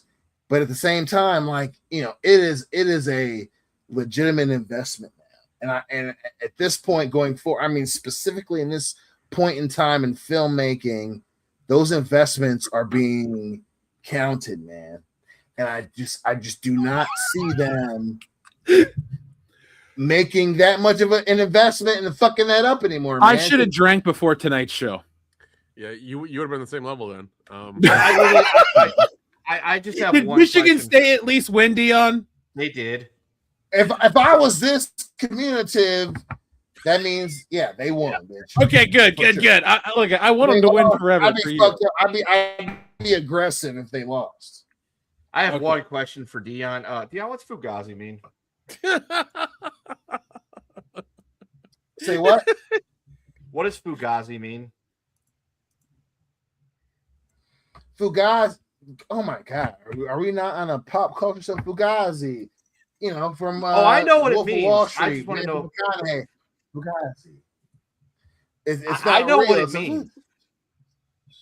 Bitch, if you know what it means, why'd you ask me? Because I just wanted to make sure you did. Yeah. All right, let's move on because this is dead. Fafangul. Our friend John Thomas says, Jeff, for Tuesday's show, nonsense-free editor of the second story, the publishing industry with Script Doctor. I took a picture of that. Are you telling me I should look that up to do a segment on Tuesday? Because I gladly will. I will mention it to Script Doctor on Tuesday night. Overkill 161 says, Spider-Man, way too damn many movies, man. Milk that cow, all Marvel can. God help the Spider-Man. Look out. That was really good. The Spider-Man. That was really good. Movie. Oh, God. Oh, let's see. I am lost. I am too. Dion is predicting particularly strong strain today. Well, folks, that's the benefit of live radio or live show. You never know what you're going to get, so never forget to join us on a Thursday night here on WCBs. Everybody's laughing about me. This motherfucker said live radio, so keep that in mind. If you're listening in the car without watching, it's radio. Truth. He's saying radio. They're giggling in the fucking chat. Dion is Dion. Dion has checked out of reality. This is radio now because we are on video, and video killed the radio star. So there you go. That's true. It did. Video, indeed, in fact, did kill the great radio song. star. Mm-hmm. True. Well, the blame on VCR. True. Okay, so we are all caught up with the audience. Folks, thank you for all the love you show the channel. Now it's time to play a little game. We're going to talk about movies that aged like milk. So, guys, this is just a list of movies that aren't necessarily culturally offensive, because that when I was looking at the list of movies that aren't considered good anymore, a lot of it was like Revenge of the Nerds because it's offensive, or Superbad because it's offensive. And I thought those points of thought are stupid. Okay, talking points are stupid. So I just wiped that out of the show because I really don't want to sit and argue why Alyssa from fucking Maine is offended from the oral sex scene in Revenge of the Nerds. Like, I don't give a shit about that lady's opinion. Like, just shut the fuck up. Keep it to Twitter. We're here to talk about movies that were considered pretty good in their time, but now just aren't looked back on fondly or at all. These are movies that were either hits in their time that you forgot about, movies that were critically praised or sucked off, metaphorically speaking, by Hollywood, but you don't think about them very much. Or there are movies that I thought always sucked, but everybody else thought they were great. So we're going to start with what I think has aged like milk, because we're 2 movies into a franchise and now it's just kind of dead, even though they're all successful. And it's Avatar. That movie it's a visual spectacle. It is literally a technical masterpiece of that kind of filmmaking. But man, do I not give a shit about that it. movie. That movie is visual effects porn. That's all that is. It's just visual effects porn. That's all it is. It's shiny, it's bright, it's colorful, it's fast. That's all it is. Yeah, and 3 I'm always hours goddamn long for it. no goddamn reason. Hold on a second. I'm pulling up our image of aging like milk. Sorry, guys. Yeah, I agree with you. All the Avatar movies, like they're never culturally relevant. Like once they hit theaters and people and they make $1.5 billion, then nobody talks about them for the next 2 or 3 or 5 years, or however long it takes James Cameron to make another one. Like, I think his feelings were hurt that the last one didn't make more money, and he's done. Yeah, he was very much butthurt about it didn't reach the number that he had in his head. It's like, yeah, because you don't have money for theaters anymore, there, buddy. It's just that, yeah, there we are. This is movies that aged like milk. It's catchy. It's like Usception, though. We're on the screen 3 times each now. Yeah, it's weird. Yeah. Anyway, besides Avatar, we have a movie like Gravity, which I thought was one of the most overrated movies ever. Have we all seen Gravity? The one with Sandra Bullock and George Clooney? Yep, George Clooney, yep.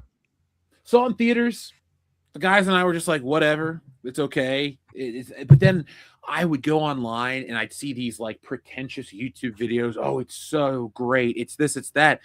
I think that's one of the most mid movies I've seen in a long time. It just, And if I'd ever want to go back to watch it, I don't get the appeal of it. How do you guys feel about that in terms of a movie that aged like milk? Or am I crazy? You're not crazy. I mean, it was even you had a bunch of even then you had a bunch of scientists and everybody disprove all the shit that happened because none of it could actually happen. There were a lot of things that happened in the movie where she got flinged off into space, or other things that were going on. They're just yeah, none of these mechanics actually work. This is all bullshit. It was just pure fantasy. It was never. And I think that was one of the things they advertised with. It's this is we had a physicist on set and it's all true and this, that, and the other. It's no, it's all bullshit. And you know what was the better movie, the better version of Gravity? Do you guys remember the movie Life with Ryan Reynolds? Oh yeah. Yes. They had that twist ending and all that. I thought that was a pretty solid movie. The one of the I don't know if I say that. I don't know if I say that. That was a gimmick heavy ass movie. That's fine. I think Gravity is a gimmick heavy movie. Where I agree, but in terms of what you're saying, I literally said the phrase. I think it's a pretty solid movie. That is a very low bar, dude. That's like saying that McDonald's burger. He said was food. He's basically he's basically giving Life a 5 or 6 out of 10. That's what he's doing. Yeah, I don't know where you're expecting. You want me to give it a 2? What is this? You ain't gotta be all dramatic. All I'm saying is, if Life is getting a 5 or a 6.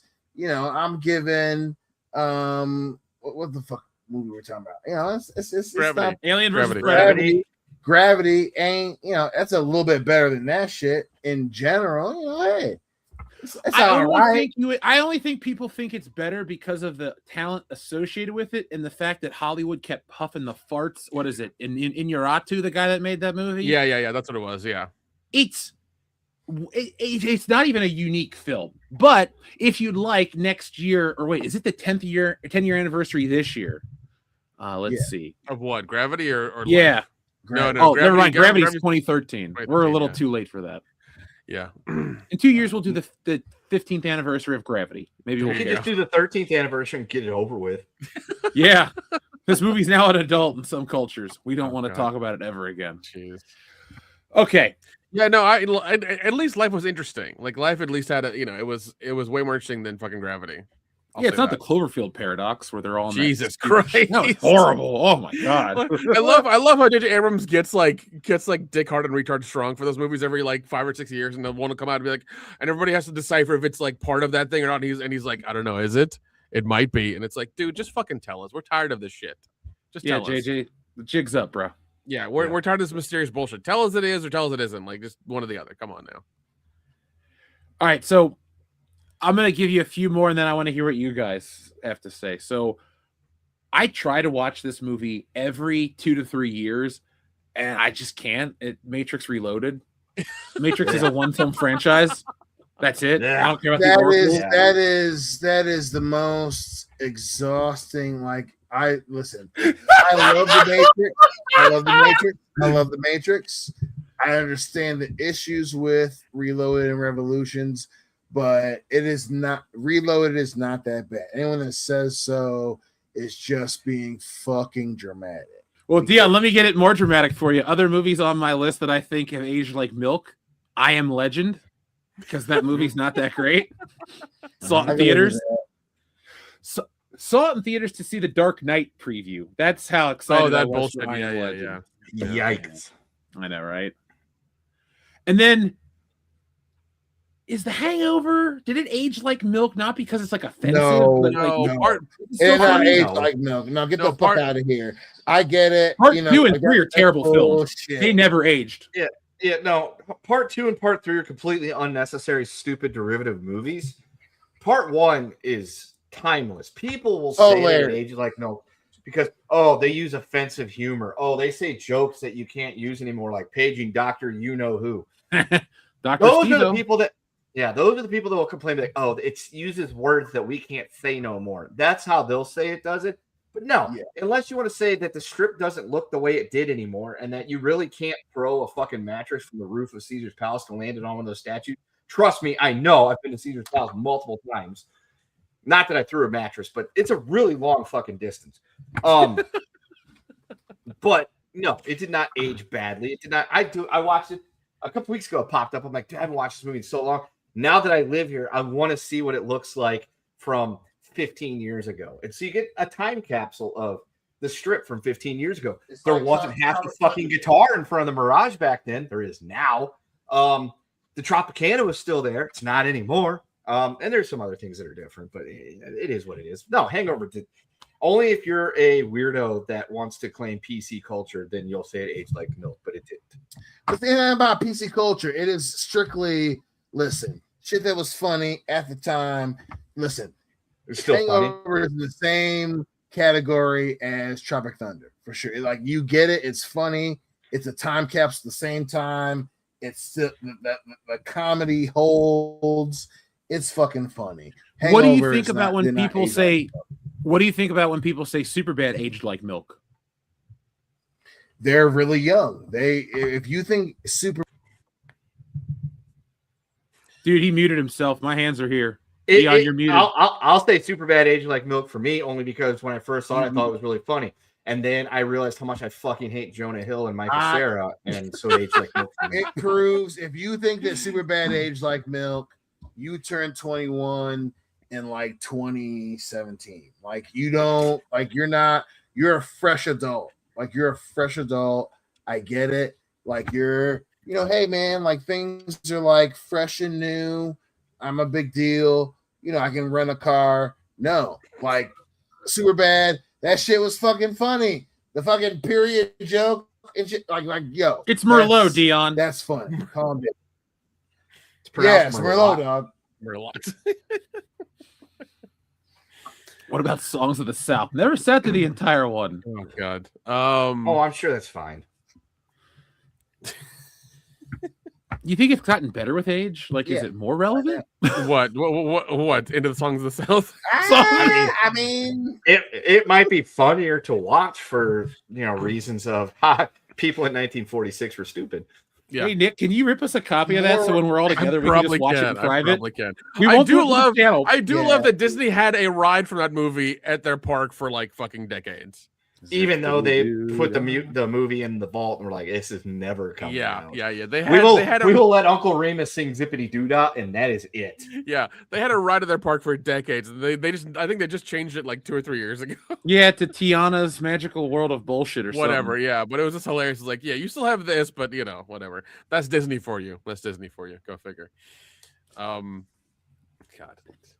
Superbad was my teen movie, the last teen movie that was good. I think 21 Jump Street technically is a teen movie, but I think 21 Jump Street beats Superbad in every way. Like 1,000,000%. I wouldn't even put Both them in the those- same category. Both This is of coming them- from somebody that doesn't like Jonah Hill.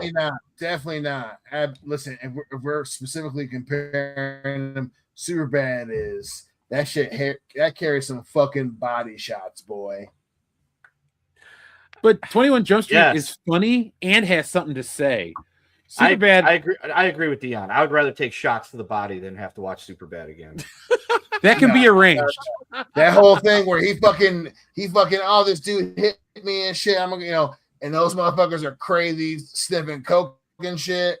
But when that bit alone is. Yeah, but when Schmidt and Jenko are high on holy fucking shit and they start seeing the melting ice cream head and he goes, fuck you, Miles Davis, and rolls through the gong and he's got the false sense of security. He's doing that run. Like that's the movie that that's the last great comedy. That's you're also trying to compare two genres. Superbad is a coming of age movie. 21 Jump Street is like a buddy cop comedy. But it's also a coming of age movie. It's a coming of age buddy cop movie. I'll give you that, Nick. They're going back to high school because they're already old to find out who's making drugs and shit. It's not really like coming of age per se. But it is from the other character's point of view. So you get coming of age from a perspective of us, meaning like we're like looking at the younger generation going like, what's going on? What's changed? What's happened? Like, but if you're doing the other character's point of view, you gotta give the fucking protagonist's point of view, which is Superbad, where it's like, yo, I'm fucking coming out of fucking high school and my dick is hard and Emma Stone. You know what I'm saying? Like that shit is on top of the fact where it's like, yo, you got McLovin to get some fucking, he's a dummy, but he got a fake ID and these crazy ass cops in a small town. Terrible fake ID. And what are you, an Irish folk singer? Yeah. What do you steal? You know what I'm saying? Like this. Oh God, Superbad. Oh my God. Yeah. I love both of them. Like 21, 22 Jump Street are great. But Superbad's good too. I really enjoy those movies in gold general. and platinum. We're nitpicking. Yeah. Platinum's worth more right now. I don't know if you got any, you may as well go ahead and cash it in. Uranium about to be worth more than a motherfucker. Yeah, if you got any platinum, go ahead and trade it in for gas money. Well, you guys want to talk about the flip side of a movie that aged like milk, a movie that aged like fine wine, or do you have any milk titles? I've got some milk flavored movies over here. Let's hear your milk titles. But the first one, I would like to preface this by saying it was a gimmick that was attempting to cash in on something that was extremely stupid, and that anybody that bought into it needs to put their head into a lawnmower. 2012. The movie 2012 was this gimmick about how the world's going to go sideways and all this bullshit, everything. It aged like milk because, number one, that didn't fucking happen.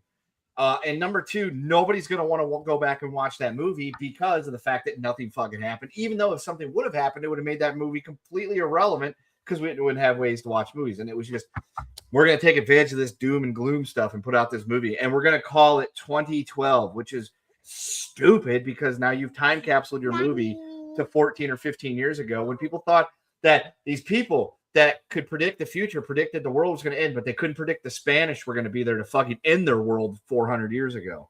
So there's that one. And my other movie that aged like milk, but it aged like milk a long time ago because whatever. This is the only movie that got a premiere screening I mean, I'm sure there's others, but this got it in the White House, and it is The Birth of a Nation. That movie, not only did it age like milk over the time period, it is reviled at this point and is a cornerstone of movies that you should never show or watch, even though it was groundbreaking for its cinematography at the time. The message, not so much. And then the only other one I've got that would be something you could classify, that would be American Beauty, only because, yes, you know why, and yes, you know why. Oh, Kevin. Yeah. I'm glad you brought up 2012, by the way, Kendo. I hate that movie, but it's a movie that But I'll hate the genre, the Roland Emmerich end of the world bullshit. Yeah, dude. I think he made 2012, or he made one of them for sure during that time where like it was coming up and it was in the news like every fucking day, and people were worried, things like that. So, yeah. No, but I will hate watch 2012 like regularly. Like that's a movie that I hate and I find myself frustrated. But literally, if I'm like, there's nothing else I can watch, and I see that 2012 is like a recommended on Hulu, I'm like, listen, I hate that movie. Let's watch it. And I've seen that movie like a dozen times. If you hate yourself, watch Hurricane Heist. Watch that, or Geostorm. Or Geostorm. I spent my 30th birthday with Dion watching Geostorm in that Airbnb, eating ribs. Oh yeah. If I ever have Alzheimer's, dementia, that's gonna be a memory that I cherish. That was like, I mean, today it sounds like it's coming on real quick. I'm just saying. All right. Yeah. Dion, do you smell the purple? No, dude. Fuck all y'all. Get a grip, motherfucker. Bronies. America, these are my friends. They talk shit. You know what I'm saying? Fuck them. I haven't said anything.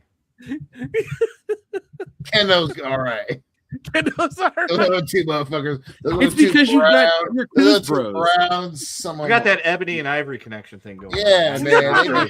It's combative. It's combative by nature.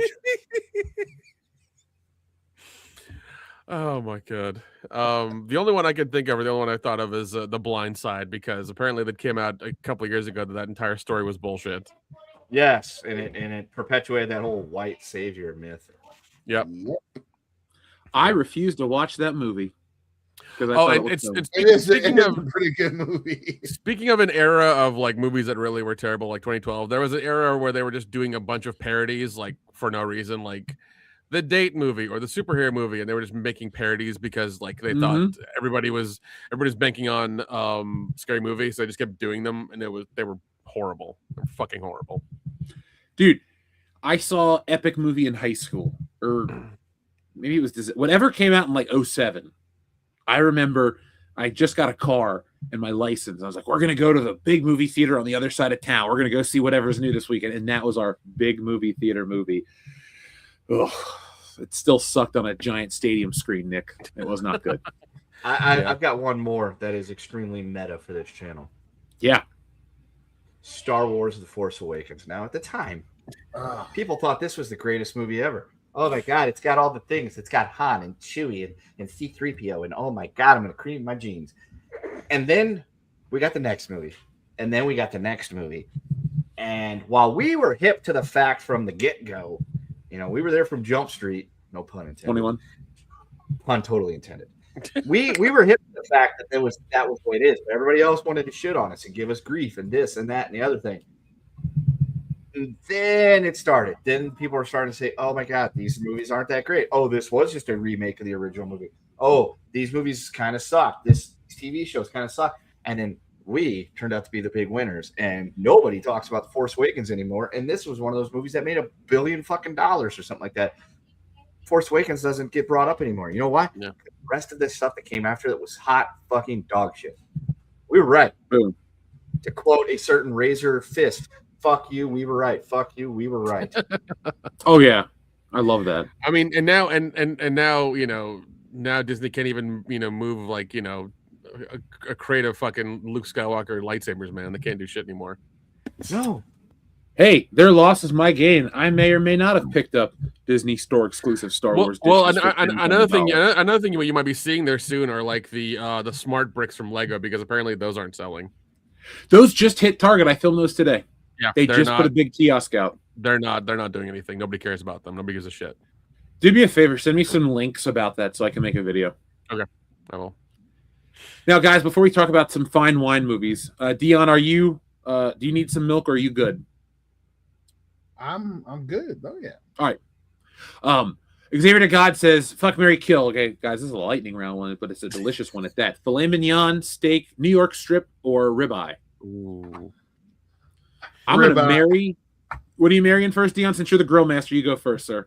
I'm marrying ribeye. I am fucking. Let me maximize this. You know what I'm saying? Yeah, I am marrying ribeye. Woo. You know what? No, I'm marrying New York. I'm banging filet. I'm killing ribeye. I'm sorry. Nick, Marry a New York strip, fucking fillet, and killing ribeye. Kendo. Uncultured swines and savages over here. I'm killing New York strip. I am fucking filet mignon, and I am marrying ribeye because you can do so many wonderful things with a ribeye that you can't do with the other two things. Oh yeah, God I mean damn. from Appalachia. That's the other fucking brown guy on the channel. It's hot tonight. I'll be different.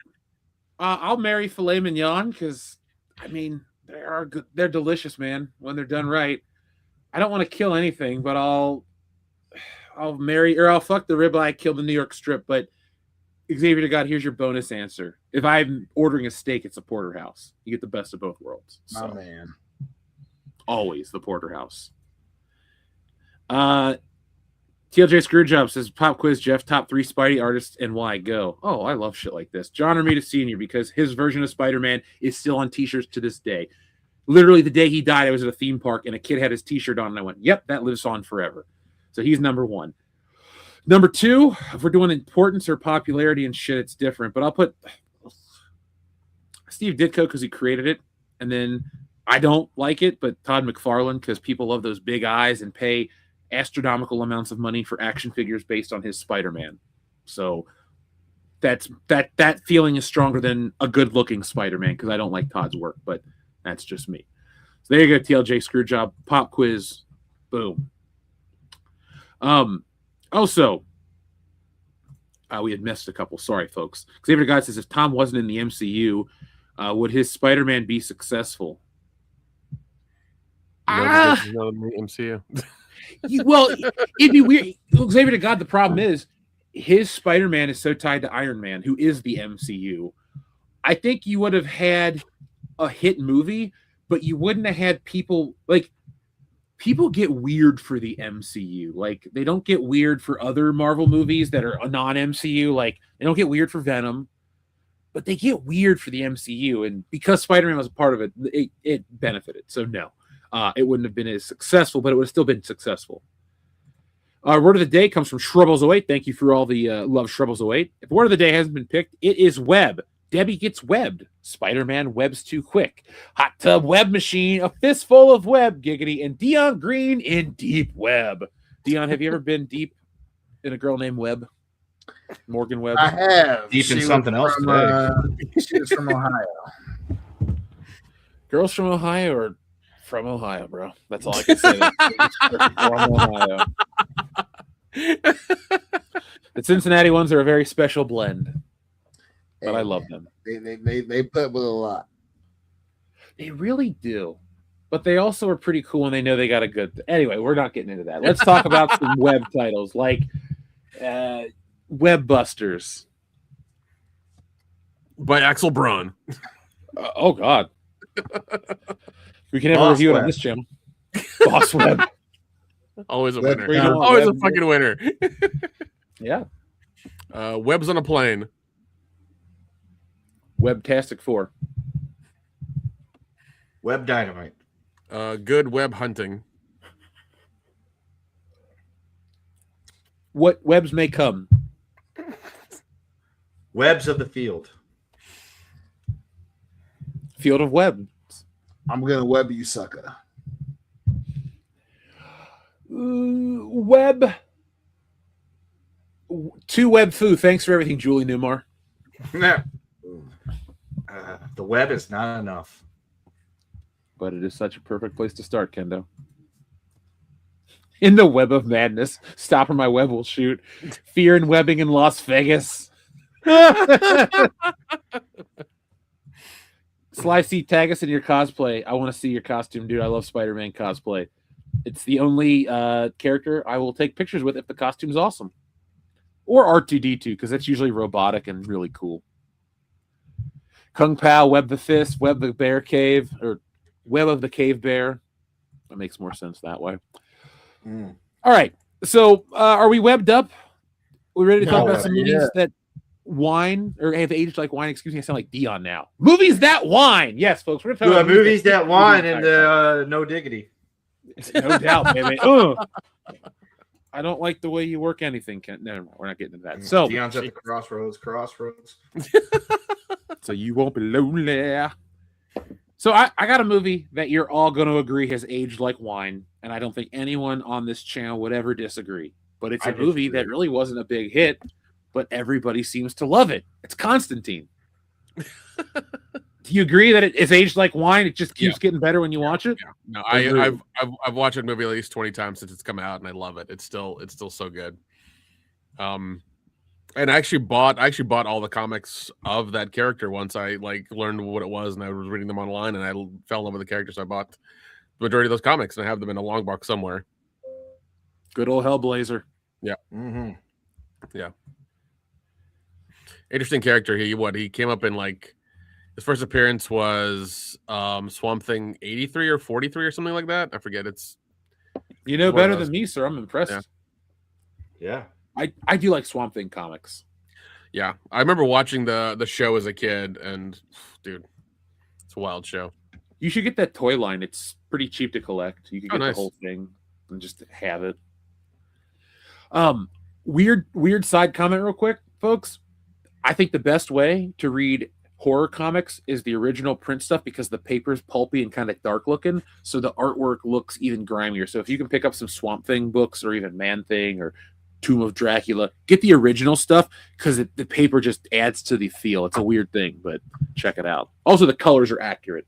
I'll spare you that technical jargon for another time. Fun fact, Jeff reads his comics by feel. By what? By feel. They do.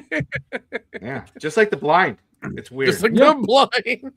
I don't actually know how to read this card. I just run my fingers over the raised lettering and know, he gets it. It's his superpower.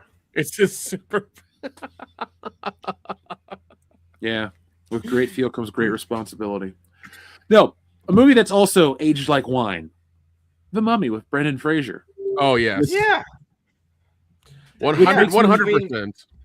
Between the bad Mummy movies and how much everybody's come to appreciate and love fucking Brendan Fraser, 100% with you on that one. I can't wait for the next one to come out. We'll see it from the channel. That'll be a Mummy. What if there you go, crossover. We're talking about crossovers. The Mummy versus the Whale. Yeah. I'm watching that. Yeah. Oh my Rick god. Baker. God. Rick O'Connell flies in on an airplane with the other Brendan Fraser just hanging from it. It's fucking crazy. Into the Brendan verse. No, dude. You remember the part where the giant storm cloud tries to eat the airplane? Yeah. The guy, I don't know who the character in the whale's name is, but he's like, not on my watch, motherfucker, and he eats the storm cloud. That's the scene I could see in the trailer right there. He's like, oh. Right there. No, we need a Brendan verse. Like all the Brendan Fraser characters. George of the Jungle. Yes, we get the fucking Airheads. We get George of the Jungle. We get the Mountie. We get them all. Folks in the chat, spam the shit out of every local movie theater you got, telling them we want the Brendan verse. We're there for the Brendan verse. That is one guy I would gladly pay to see or to talk to or get a picture with him because, he seems like a really cool guy. He's one of the so nice he wouldn't charge the last couple of weeks. Yeah. I don't know. I like dunking on him, but till the baseball game the other night.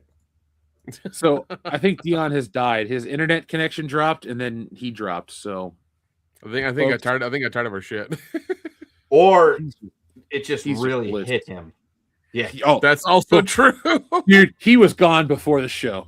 He was. I was like, look, today was the official opening day of the fucking tournament today, the NCAA tournament. Been talking to him.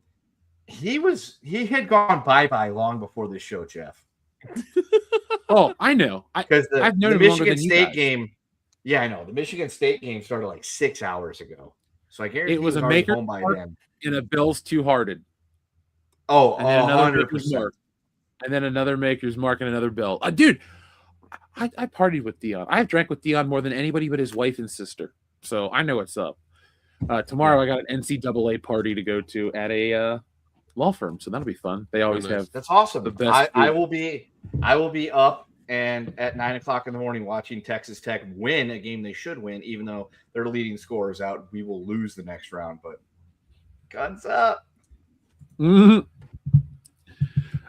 All right, so a few more that have aged like wine, but here's a controversial one that at the time people thought it was a milk film, but nowadays they treat it as a wine film. That's The Last Action Hero. Have you seen that like resurgence in Last Action Hero love over the last decade or so? Yeah. How do you feel about it? Do you like the film? It wavers, man. It wavers because like I respect it because it's from that peak time of Arnold Schwarzenegger, and it was very meta for what it was, and it's very funny in a lot of things that happen. It does get a little sappy towards the end, but it's still like a really good movie. It's something I've probably seen it a handful of times over the years, but I would still say, yeah, it's really good. It's really worth your time. I've watched it twice in my entire life. I watched it when I was a kid, and was like, this movie's okay. Because even as like an impressionable like 10 or 11-year-old, I'd seen Terminator and Predator and stuff like that, so I knew what a Schwarzenegger film should be. And so I was like, this is okay. As an adult, I've watched it. I'm like, yeah, this ain't so bad. But I can see the resurgence for it because action movies just ain't what they used to be. Like the old Gray Mare.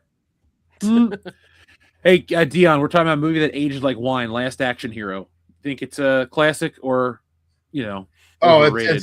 It's wine. It's a classic, 100%. Especially nowadays. Yeah, dude. Last Boy Scout, 100%.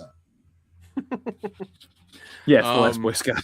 Oh God, another one, Falling Down. Oh hell yeah! Yes, because every one of us that was a child at the time that didn't understand why Dad liked this movie and understood this movie so much has made it to the age where we completely fucking understand that movie. Yeah, it's like I'm not in the same situation as that gentleman was, but at the same time I can understand it. It's like shit.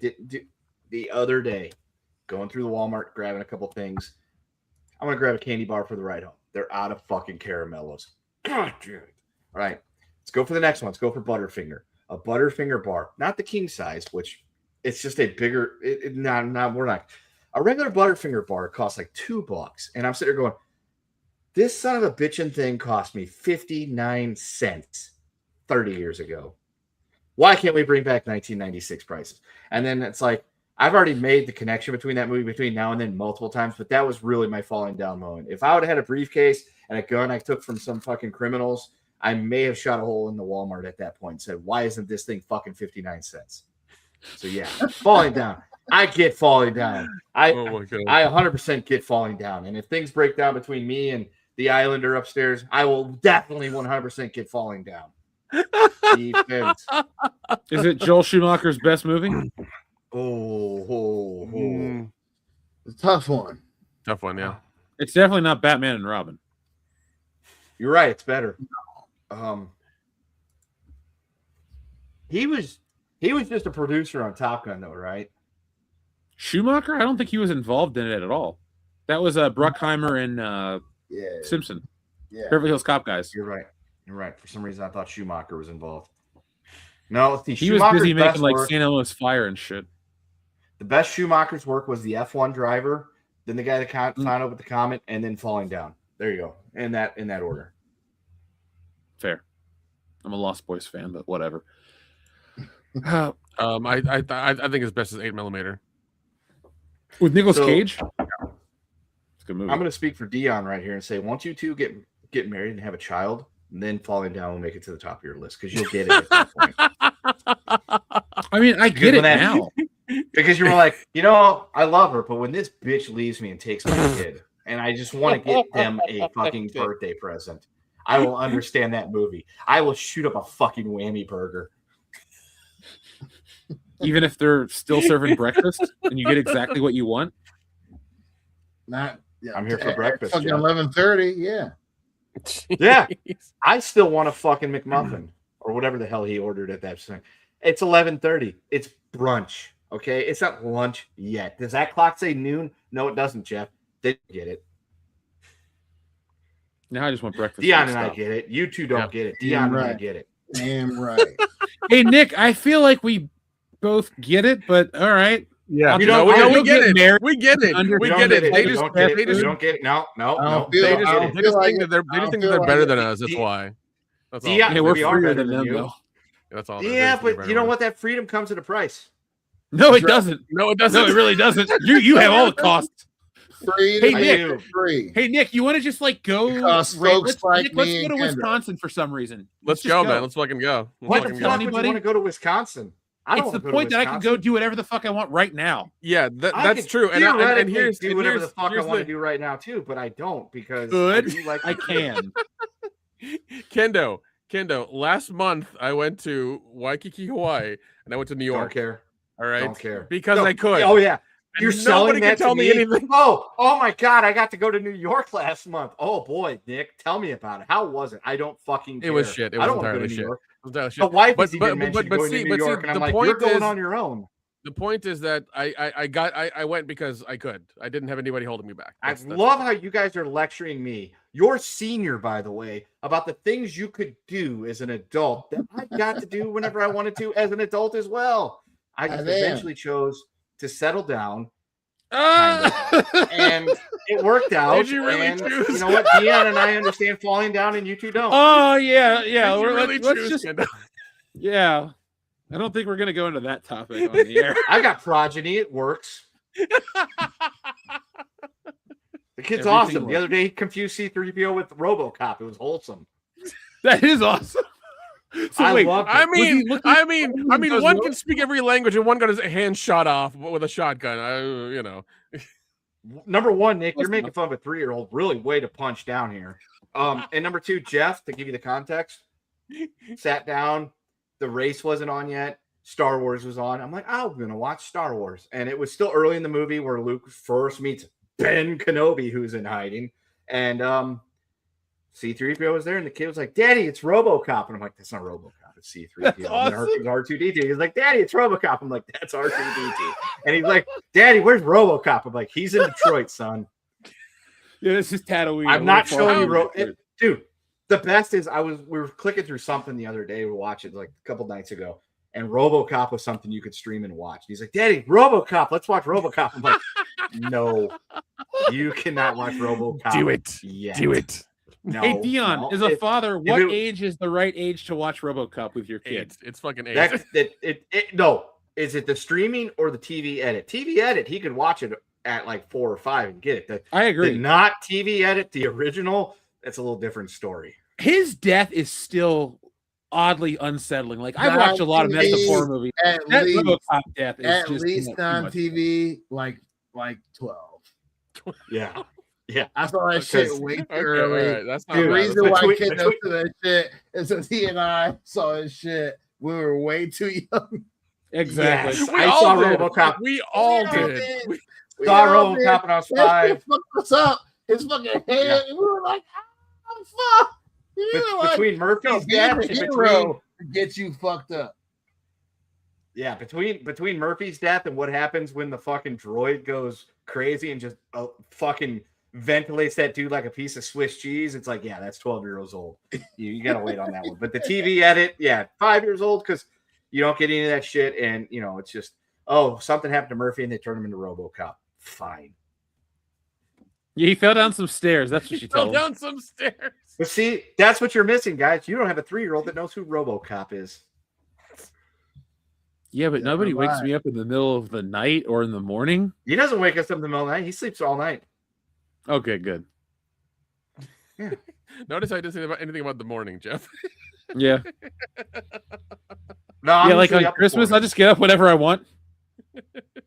I'm still usually up before him. Even on Christmas, this last one, I was up before him. Well, I guess Your you never lose that arguments all excitement for failed. Christmas. You guys suck. Dion and I get it. No, we won in the first point of, hey, we can go do whatever we want at any point in time. That's true. That's the whole argument. And I used to be able Like- to do that until I was 39 years old. I win. Yeah, you used to. Used to. And I don't anymore, and I'm middle-aged, and I don't care anymore. Sure you don't. I didn't do this when I was like 19. I didn't do what I do at 19 either. I hung out with Dion at 19. I like my kid. You guys hate him. That's fine. Hey, folks, since this is a recorded show, please, on the doll, show us where we said we hate Kendo's kid. We will send you guys a World Class Bullshitters t-shirt if you send us the timestamp where we said those exact words. You're going to be sending a lot of fucking shirts because that never happened. You love that fucking kid. Of course we do. We love the fucking kid. Exactly, duh. The point is you can't pull that shit on us. Listen, I got that kid official Top Gun merch, okay? You did. Listen. Have you ever had a 3-year-old smile with the greatest glee and point at the TV and say, "Daddy, that's RoboCop," and it's C-3PO? I don't think you have. I have, and it was a proud moment because he knew RoboCop and got him completely wrong. And then we watched Star Wars together. Now that's a good day. That is a good day. It's a day I look forward to have. I'm going to show my son Star Wars. Dad, are there more than these 3 movies? No, Nope. Luke Skywalker stays No, they're the not. day, and that's the end of it. Don't ask G.M.P.C either. It's a liar. It's a fucking liar. Oh, ChatGPT will not be around when I have a kid that's old enough to watch Star Wars. That shit's going out of business in 5 years. I love the fact this conversation literally started about the movie falling down and getting breakfast at 11:30. I mean, we can still go back to breakfast talk if you want. I love hash browns. Yeah, Waffle House is down the road for me. Number one, the best thing about being an American is we have breakfast for dinner. No other country does that because they're all a bunch of savages and communists. And number 2, I understand the pain of getting up, getting the kid ready, and being like, "Fuck, I don't have time for breakfast." That's all right. I'll go through drive-through, and the line just is a little too long, and you can't get there and get to work on time because you insist on being at work on time because you're a responsible adult. You're like, "Fuck it, I'll go without breakfast," and it's okay. But if I could, I would shoot up that fucking whammy burger for not giving me breakfast at 11 o'clock in the morning. Well, folks, tell us what would make you shoot up a whammy burger in the chin. Don't. No, don't do Folks, that. Don't do that. in the chat, how about this? We're gonna be high on the list then. Folks, just tell us. You get falling down, right? Let us know if you just completely understand falling down. Or tell us your favorite breakfast fast food item, because that's always fun. Oh, that's a deep conversation. Is it though? Like, I think our conversation. No, has it is. prompted It me is. to No. go get a sausage, egg, and cheese McMuffin tomorrow. The question, no, see, that's 2 different things though. Can I sit down and eat this breakfast, or do I have to get it and go in the car? 2 different This is all fast food breakfast. And the time is very important. Ooh, fast. Okay, so I got to get it and eat in the car. That's tough. It's hard to eat biscuits and gravy in the car. That's true, but you can do it. Again, I've done it. I'm not some uncultured swine. I've done it. Driving to Michigan, ironically, as well. Go to breakfast in the car. It's probably McDonald's. It's gotta be McDonald's, right? They do have good breakfast, even though their food's terrible and their CEO's a robot. You know what? Yeah. I would love for you to get a video of Baby OJ watching that video of the McDonald's CEO going, "Dad, look, it's RoboCop." That would be hilarious. That would be a fucking viral video. The thing is, I can make that happen. I'm just saying, man, that's a viral video waiting to happen. He's got to go to school tomorrow because the deal I made with him today was you could stay home today, but you got to go to school tomorrow. Or you go to school today and you can stay home tomorrow. He chose today because he's 3 and doesn't have any fucking idea of consequences. And it's like, you made a decision. Tomorrow your ass is going to school because daddy needs a day off to catch up on his murder porn TV shows. And so he's going to get that. And he will go to school tomorrow. And Saturday I will try to get the McDonald's RoboCop. I'll be like, it'll take some coaching. Like, hey, just point at this and say, "Daddy, that's RoboCop," and I'll get it for you. Ooh, Hardee's cinnamon. Okay, number 1, it's not called Hardee's Blaze Sith. It is called Carl's Jr. And number 2, I'm speaking like an Easterner. Carl's Jr. does have a really good breakfast. Yeah, Hardee's had great biscuits. They did. They did. I'm old enough to remember when Hardee's was different and definitely had some amazing biscuits and gravy. I remember when Hardee's had amazing biscuits and gravy and fried chicken too. Oh, God. Those were the We days. used to get their chicken at Hardee's all the time. Well, my aunt did. That was always good. Oh, dude, that was like a staple of any time like my family had anything going on. Somebody brought a big old, like 2 big old things of, like Hardee's fried chicken. God, it was so fucking good. It was better than KFC. It was 100% better than KFC. Hardee's fried chicken was amazing. Their biscuits and gravy were awesome. I still have these old Hardee's Rise and Shine cups that were my great grandparents. And it was, god damn, it was a great time. What a time to be alive before Carl's Jr. and Hardee's became the same thing in 1998. Well, I think I ate Hardee's the last time in like 2024. So I can't say that because I had Carl's Jr. last week. For all the time I lived in LA, I never had Carl's Jr. once. I lived by one, just never went. Yeah, you're going to In-N-Out Burger.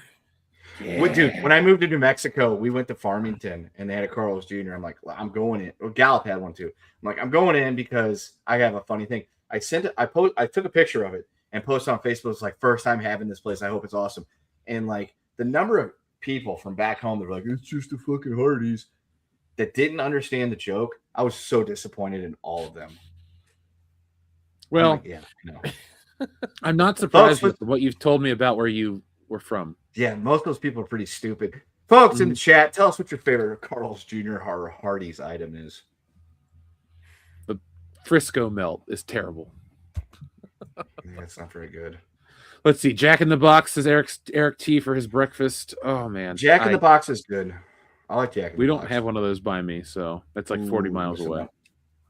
Apparently, all the Del Tacos have left Georgia. I like really? Del Dude, that sucks. Del Taco is awesome. Yeah, I have no idea why they're just gone now. I just heard a little thing. I came across Facebook. It's like, yep, Del Taco's leaving Georgia. I'm like, okay, that's fucking weird. We had a few in Missouri growing up, and then they disappeared in like 2005 or 2006. And then the first place I ate after I moved to New Mexico was like, I'm gonna learn how to drive to work, and then I'm going to fucking Del Taco, and it was everything I could be. That guy right there, up on the screen. Kai Jukes Pertle. Yeah, Whataburger. There you go, dude. That fucking honey chicken biscuit. Fucking great. Dion, remember the time we were down in Florida? Oh, Nick, you were there. We kept going to Del Taco at night. Oh, yeah, dude. Oh, my God. Dude, Del Taco's good. Yeah, it is.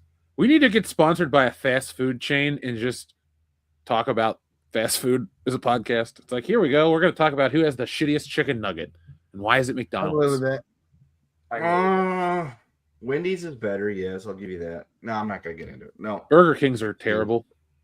There you go. No, so there's their worst chicken nugget. Wendy's, you can at least get the spicy nugs. Those are nice. Yeah. I mean, I'm going Chick-fil-A nuggets because, Yeah. say what you Those- want about the okay. company, but Chick-fil-A food's legit. I've never had a bad Chick-fil-A experience. Chick-fil-A is always fucking good. Breakfast, lunch, dinner, whatever. Chick-fil-A is always delivers. It's great. Dude. And the girls at the window was like, my pleasure. And it's like, okay. At Christmas time, I went to Chick-fil-A. They fucked up my order, but instead of I was like, oh, I ordered the whatever with cheese and this and that. And they go, okay. I went to hand them the food. They're like, no, you keep it. They brought me all this extra shit with my. I was like, yeah. okay. I loved it. Yeah. Yep. Dude, that's like a life hack. It's you tell Chick-fil-A that they got your order wrong, and if you legitimately got it wrong, you get to keep it and they'll give you new shit.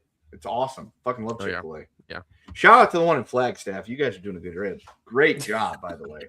And the chick at the counter with the this and the yeah. I noticed. I once picked up a pizza, and the woman made me almost drop the pizza. We'll put it like that. Oh, nice. That was my greatest food experience. Yeah, Dr. Meatball, Wendy's has dropped off. Yeah, well, I mean, fast food in general has dropped off. That's why it's. I went to Wendy's yesterday for the first time in a very long time. The biggie deal sounded like a great idea, but like the fucking cheeseburger and the chicken, they're like this big. They're not very big anymore, and I'm like, still tastes good, but you guys are giving me smaller food and telling me you're charging me a discount price. I don't buy it. I still ate it because, Wendy's is fine. I fucking paid for the shit, but Nah, Wendy's is not as. It's not what it once was. Just go ahead and give me a Dave's double. I'll be pretty happy when it's fresh. Dave's doubles are always good. Baconator's fine as long as they don't put that fucking mayo and ketchup on it. And the Chick-fil-A in Flagstaff is really nice. I'm just gonna put that out there. Especially if you go in the morning. We need to be sponsored by the Flagstaff Chick-fil-A. I just want to be sponsored by that particular woman at the Flagstaff Chick-fil-A. Me too, Kendo, and I don't even know what she looks like. Dude, it was solid. Eric, by the way, it's been several months and I can still remember her. That tells you how much great personality right there. Sure. That's exactly what you were gonna say. Eric, the food at Wawa is legit. If anybody is curious about trying Wawa, I know it's just a gas station / convenience store, but the food's actually good. Like, their sandwiches are awesome. Had many a drunk Wawa night, so check them out. Let's see. Leighton Swallow 9 says, getting off the fast food. There's a cafe in North Powder, Oregon, right off I-84. Chili omelet with homemade potatoes and rye toast. Perfection. Yummy. Dude, holy shit. Leighton Swallow, a ton of places by me have chili omelets. I love chili omelets. Like, is he talking about like chili, like the spicy pepper chili omelets, or is he talking like chili as in you get an omelet and they fucking pour some fucking chili on it? That's what I'm assuming, because that's what they are here. And then what kind of chili? Because I'm a chili connoisseur for sure, but I'm very particular about my chili. Like, you can get Cincinnati style chili on an omelet here, Kendo. It'll taste like a Skyline omelet. See, I can live with that because there's no fucking beans in that chili, and beans in chili is a fucking criminal offense. I'm not a fan. When I cook for my mom, she'll be like, "Can you put an extra can of beans in the chili?" And I'm like, "Fine." I hate beans do not belong in chili. Neither does tomatoes. Wait. How? Tomatoes the base. No, it isn't if you do it right, Jeff. We'll talk off air, sir. I'll teach you how to make chili the correct way and the best way. See, Matthew, I mean, Skyline's pretty good. 8073 Skyline Bucky's is tater good. tots are legit. Oh man, Bucky's. Dude. Jeez. Oh, look, I have yet to have something from Bucky's that I thought was bad. Overpriced, yes, but not bad. Yeah, definitely overpriced. 100% overpriced, but bad. 100% yeah, overpriced, right. but not bad. No, never bad. Never bad. We don't have a Bucky sponsorship, folks. So. Okay. Man. They keep. I mean, they keep opening more and more and shit. So I mean, it's fine. Listen to these chats back to back. From one, you got. It turns out Kendo doesn't understand how to make chili. The next one, Kendo fuck understands. off. No, the next one is Kendo understands chili. That fucking guy gets a Jamie K. Jackson. You understand how chili works. Hey, Patrick, tell him about RoboCop. Yeah. Did you see RoboCop Dead or Alive on are TV coming the with other me. day? Yes. Yeah, you did. Now go away. Hold on. Hold on. Show. Bring him back. Hey, baby OJ, come here. You're the highlight of the fucking show right now. Here, show him this. Isn't he fucking? Nice shooting, son. What's your name? My name is Jeff. Who was that? Oh, why is everybody muted? You muted us. Hey, who was that on the TV just now? It was RoboCop. Yeah, RoboCop. His name is Jeff Murphy. Jeff Murphy. Yeah, Jeff Murphy. I'm an Irish bug now. Point. Oh my god. Do you see Jeff on the screen? Yes. Do you see Nick? Do you see Dion? You don't see Dion. It's a fucking chair. They don't all look alike.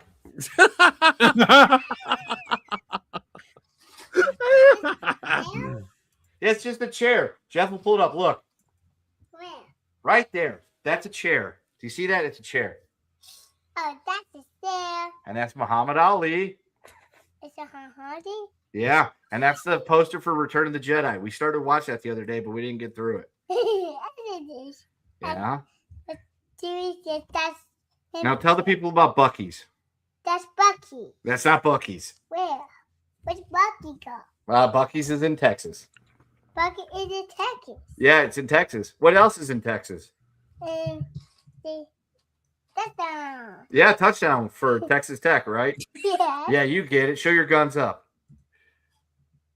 That's close, but not exactly. I didn't see that. Oh my god, Teaching him Kendo. What the hell? that was the greatest moment ever. Showed him that. You watch a You've been lot showing of all those history World War channels, II man. movies. What the hell's going on, Kendo? Let's try this again. Hey, what's your Texas, your guns up signal? Show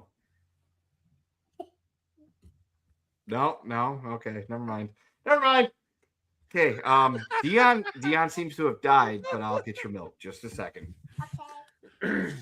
Yes, they do put chocolate in Skyline chili. Folks, for a nominal That would fee of $4.2 billion, Still not with I chili. will give you the secret formula to Skyline, and we will put them out of business together. I mean, if you gave me $4 billion, we can make anything happen.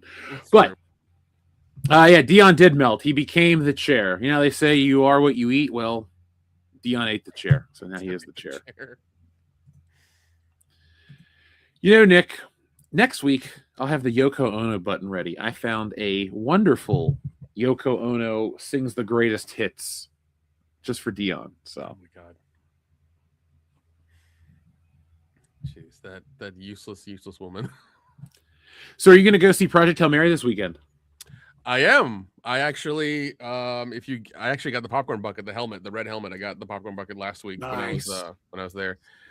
Because I read the book twice, and the movie looks like I've watched the trailer a couple times. I'm like, they've pretty much got it. But we'll see. Like I'm very wary because there's a couple of parts in it that I mean we'll see. You know how far they go into. Because actually, let me see what the running time is for. While you look that up, our friend Layden Swallow sent in a message that says Nancy's Airport Cafe in Willows, California. Not Brecky, but a pulled pork sandwich with coleslaw, sweet potato fries, and a big glass of sweet iced tea. Drool. Oh, that sounds fantastic. Dude. Hail Mary is 2.5 hours long, so I think they may have done it justice. So we'll see. Sorry, I can't think about that movie. I keep thinking of the pulled pork sandwich. Oh. Dude, I made pulled pork not that long ago because I had a pork loin. I cook all the stuff, but I made this pork loin, and sometimes you can make it perfect, but if you leave it in the fridge, sometimes it'll dry out even in a plastic bag. Yeah. So what I did is I heated it, and I was like, how do I get some moisture back, like that unctuousness? I put olive oil in it. I know it sounds weird, but I rehydrated some of this pork with olive oil and then poured the barbecue sauce. It tasted like it just came out of nice. I was like, I figured it out. So there's a hack, folks. There's your cooking hack. Dion, have you ever heard of that? Yeah. Okay, cool. Well, next time we make some pulled pork, if it gets dry, we'll use olive oil. Yeah, dude. I can't wait for Hail Mary because I wanted to go to the the early screening last weekend, but every ticket was sold out, and it was an IMAX. I was like, I'm gonna go see it this weekend in IMAX, and that's a good sign. Yeah, I'm gonna go do that because I think there's only a handful in town that still have true IMAX, so I'm gonna go do that. Yep, we'll see this weekend. Yeah. Because like I said, I've read the book twice, and I didn't Ryan Gosling as the main character kind of fits, but I mean he's done a really good job, but for what I've seen in the trailer. So, and also the alien character Rocky, they did a really good job with that too. So we'll see how it goes. Yeah, I'm looking at my local tickets now. I'm gonna try to catch it maybe on Monday because I still don't have my car back, Nick. So, yeah. Dion, we have some Yoko Ono stuff for you in the future, so be prepared for that. Here we It's go. on my Deadpool list. Oh yeah, can we update that through the year or not really? What do you mean? Can you? No, you cannot pick people up on your Deadpool roster throughout the year. Dion, no. Yeah, as I say, if you draft a motherfucker and he gets hurt, can you draft another one? No. Right. Oh, I wasn't even going to go based on any recent information. It's I just wanted to pull a random person like Tommy Lee Jones. So we can discuss this. The last Deadpool I was in, it was you got 12 people and that was it. And then they added it to you had a bench, so you had 17 people. And I proposed the idea of soccer rules where you could sub somebody in for you pick, say you had Eric Dane on your roster, died a month or so ago, and you could substitute him in, or the Ayatollah, you could say, hey, I'm going to sub him in for B. Arthur, who's already dead. Why'd you pick her? And that would count, but you can't put them back in because it's, substitution rules. You can't, it's not basketball or football. You can't do rolling substitutions. It's like baseball or soccer rules. So that is something you could propose for next year, Jeff, which is, can we have a deeper roster and can we substitute people in soccer rules style? And I will say, as commissioner, I agree. We got to get you a commissioner like shirt or some kind of thing you can wear, or at least do a piece of commissioner art for you. So, see, now he likes it. And he froze. Well, based on the conversation we had yesterday, I'm like, maybe that could be a thing where we live stream the Deadpool draft. We should do that. I could be like Roger Goodell. I could walk up and be like, folks, with the third pick in the first round, Deion Green selects Adrian Peterson, running back, Oklahoma. Well, I don't know why he picked Adrian Peterson to die this year, but maybe Deion's got a hot tip. Maybe he saw an Inquirer when he was checking out the grocery store the other day. I don't know. Myers. What is your non-athlete call though? Would you say Stephen Baldwin, born New York? Yeah, you know what I mean. I mean, it would work. I would say Adrian Peterson is more likely to kill somebody this year, not die himself. But that's a good choice because there's some good deep fucking. I will say this: our first year's Deadpool, it was like people were just like picking anybody that was fucking old as shit, and that was about it. Except me, who knew how to play the game, and I had an unfair advantage, and I won. And two. This year, I will say I was proud of every one of you sons of bitches because you seem to have done your research and you're like, Deion pulling out the fucking James Vanderbeek card. That's a fucking good play right there. He was looking at the fucking hot sheets, okay? He was looking at the TMZs and the Inquirers of the world and the Daily Stars and whatever the fuck you get at the grocery store when you're checking out from the grocery store. But also, on top of that, also the former head coach of the Notre Dame Fighting Irish. You didn't have Lou Holtz this year. You had him last year. I had him this year. You did not. What? I will consult the list again. I'm almost 100% positive you did not pick Lou Holtz again. But hey, Deion, you started out on top last year. How did it finish? Be humble, sir. True. That's true. I talked a lot of shit at the beginning of the year last year. You sure did. The second they found fucking Gene Hackman's dead ass in his room, you're like, and then literally 2 more deaths happened throughout the whole year. It was me and me. Jeez. Talk shit, get hit. It's confirmed why Kendo's my man because I was like, that's fucking bullshit. He was like, hey, I'm just saying he was drafted. Fucking research, sir. He was drafted. What are the rules? I was like, fuck. Do your research, sir, and you'll find yourself. You will turn into a degenerate son of a bitch like me. That is in the beginning. Number one, anytime you hear about a celebrity that's got an issue or a sports star, you're sending a text message to yourself with that person's name, so you have it for the next draft. Or you're sitting there in the beginning of December googling terminally ill celebrities that have a disease, famous people that might die. And you're finding all these fucking websites that give you all this shit. One year, I wanted Deadpool because I found a country musician that had been nominated for a Grammy with her husband. And she had some kind of weird fucking cancer. And she was like 40. And it's like, if I get a high draft pick, that's my girl. Draft third, pick that girl. She dies like 2 months after the draft starts. Or one time I had a guy that was famous for being a rugby player that was featured in that fucking Nelson Mandela, Morgan Freeman movie, Invictus. I drafted him. Son of a bitch died the next day. He was 42. That put me on point for 68 points. And I was just wire to wire that fucking year. It was, folks, if you want us to live stream the Deadpool draft, go ahead and let us know in the chat. We will definitely live stream the Deadpool draft.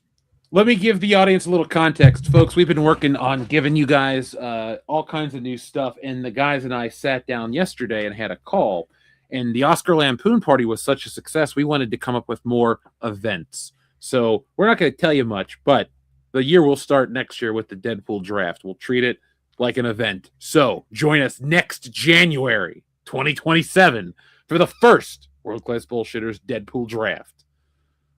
And Find out what happened. I'm sending Dion his fucking list right now, which he should have in his email, but I'm sending it to him anyway to show him that he did not pick Lou Holtz, because when Lou Holtz went into hospice, I immediately pulled up that list. It was like, I got to check to see who's got Lou Holtz because he's probably going to die. No one fucking picked Lou Holtz. Dion had him last year, but he didn't have him this year. But hey, to be fair, I had Eric Dane on my radar, and the day of the Deadpool draft, I'm like, all right, I'm settling in. I got the big chair going on, ready for the Deadpool draft. Whack decides we got to go out shopping that day. And I didn't have my fucking little book with me.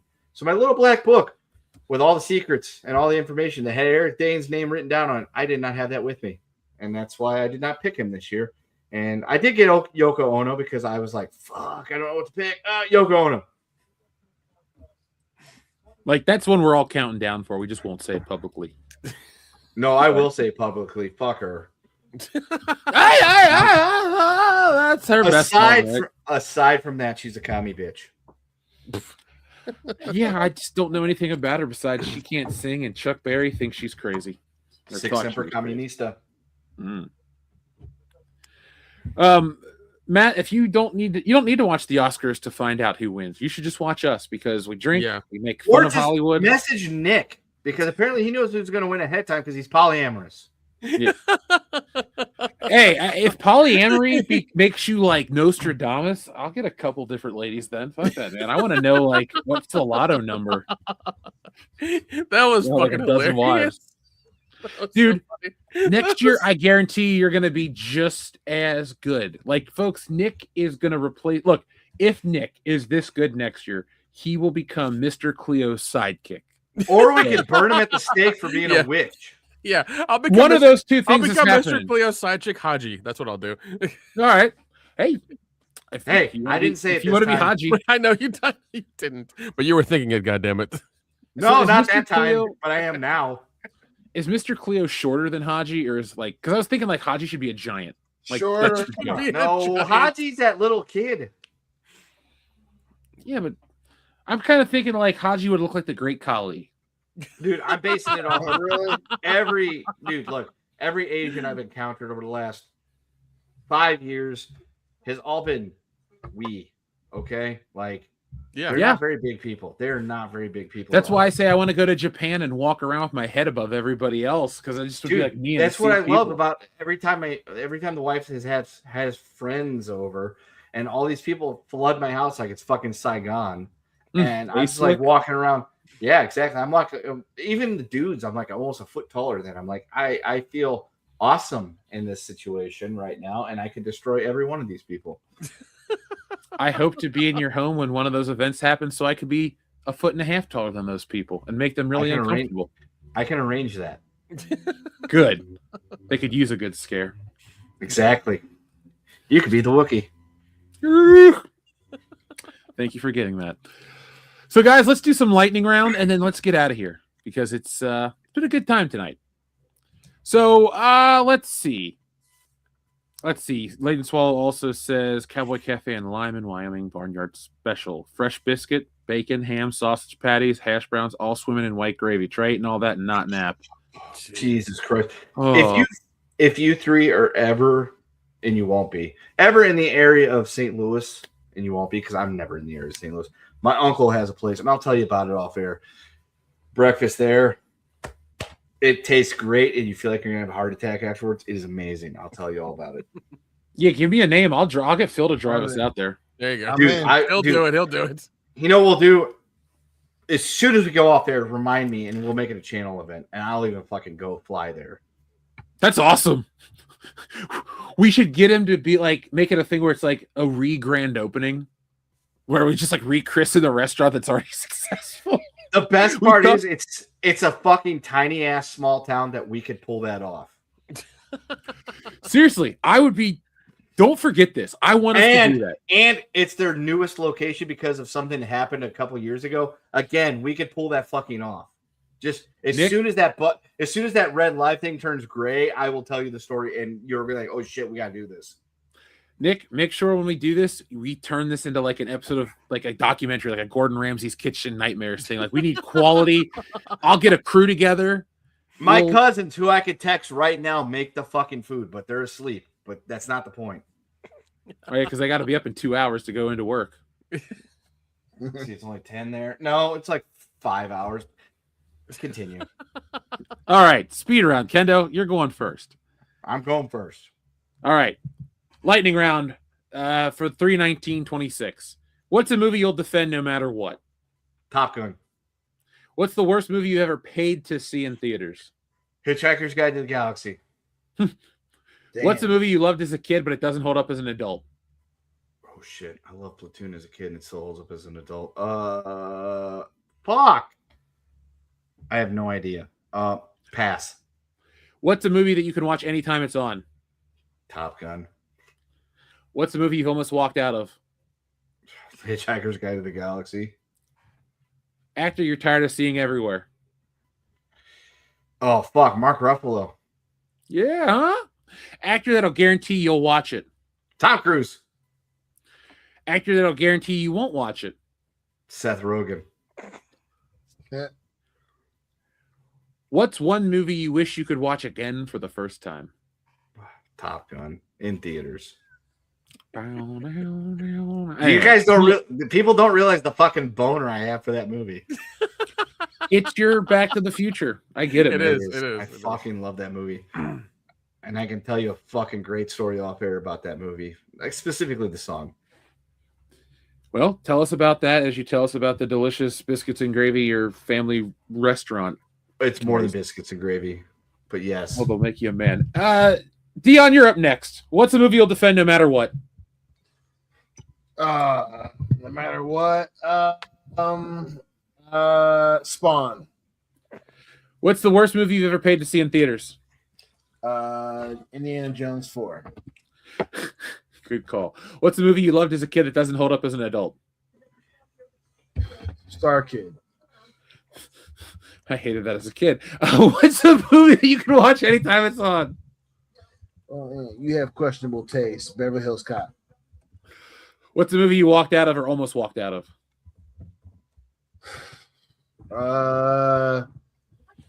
Easy A. I was gonna say not Easy A. What's a movie? Or sorry, what's an actor or who's an actor you're tired of seeing everywhere? Ooh, an actor I'm tired of seeing everywhere. Ooh, even though I am excited about Dune 3, Timothy Chalamet, man, you getting on my nerves, motherfucker. That's true. He loves to fucking hate on that guy. Yeah. Who's an actor that'll guarantee you'll watch a film? Ooh, I'll say Chris Hemsworth. Who's an actor that'll guarantee you won't watch it? Mila Jovovich. Good call. That tracks. What's one movie you wish you could watch again for the first time? Empire Strikes Back. Ooh, that's a good one. Good call. Nick, you're up next. What's a movie you'll defend no matter what? Goonies. What's a movie that's the worst movie you've ever paid to see in theaters? It Comes at Night. Ooh. Called me about that shit. Yeah. Yeah, I was listening. I was listening to the fucking Patreon episode about that shit. Terrible fucking time. It wasn't. That's a fucking time, dude. That's a fucking time capsule, like 2015-ish. Yeah, that is amazing. Yeah. I love that. Because I think I convinced Jeff. It's like, oh, we should watch it for the channel because it's a horror movie. You guys, okay? As a fan vote, you two convinced each other you're gonna watch it, and I got the fucking Patreon notification. This thing went live, and Jeff's like, "Guys, we went to see it. It Comes at Night. Nick is here. Dion doesn't know us yet, but we're gonna call him because he hasn't seen it yet." And I'm just sitting on a fucking bated breath, like, "What's gonna happen? What is gonna happen?" And then, like, you call him during this fucking Patreon recording to tell him how bad this movie is, and I'm just sitting there going, "Holy shit, this movie's so fucking bad." Not realizing within like a year, I'm friends with all you fucking homos, and this is great. I love my life. This is awesome. That movie was such a honey dick. I swear to God. Yeah, nothing came at night, dude.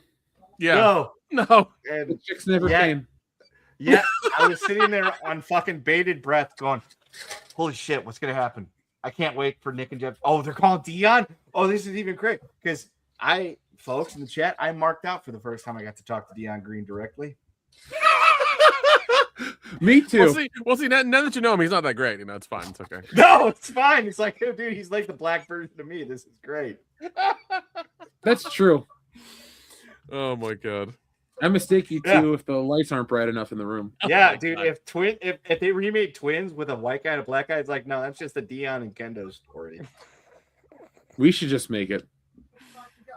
Honestly, we honestly should. We literally stayed together. The first time we met, we stayed together at the same place. After Oh, that eating fucking dinner story. together. Oh my god. And then the place got fucking robbed. Yep. And the first question I had for Dion was, is the dog okay? Yep. Because that dog was awesome. What was that channel event we were getting together for? Fuck. Was it Was like that that? Last was Jedi? no, that was Royal Rumble. Royal Rumble? Okay. Okay. It was Royal Rumble 2018.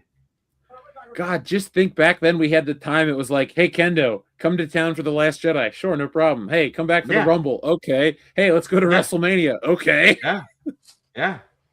And Oh, now I'm that's farther away. 2018. Dude, if I was still in St. Louis, it'd be easy to leave for the weekend. But now it involves flights and the TSA and shutdowns and the government Yeah. and all these other pieces of shit. Yeah, dude, it's going nuts here in Atlanta. I fucking love hearing about it. It's hilarious as shit. Apparently, McCarran's TSA is still okay. I didn't mean to rhyme that, but apparently we're doing okay with Jeff. Get back to the lightning round with Nick, who is a douche. Okay, Nick, who was a douche. What's the worst movie? What's the movie that you loved as a kid that doesn't hold up as an adult? What was that one? Five Goes West. Oh, yeah, that was terrible. What movie can you watch anytime? Wait, what did I offend you? Nothing. I got nothing to say about 5-0 and him going west. Yeah. not on there. What was the question again, Jeff? What's a movie you can watch anytime it's on? Oh man. Commando. What's the movie you almost walked out of or did walk out of? Solaris. With George Clooney. Oh god, that movie's terrible. Actor you're tired of seeing in everything. Pedro Pascal.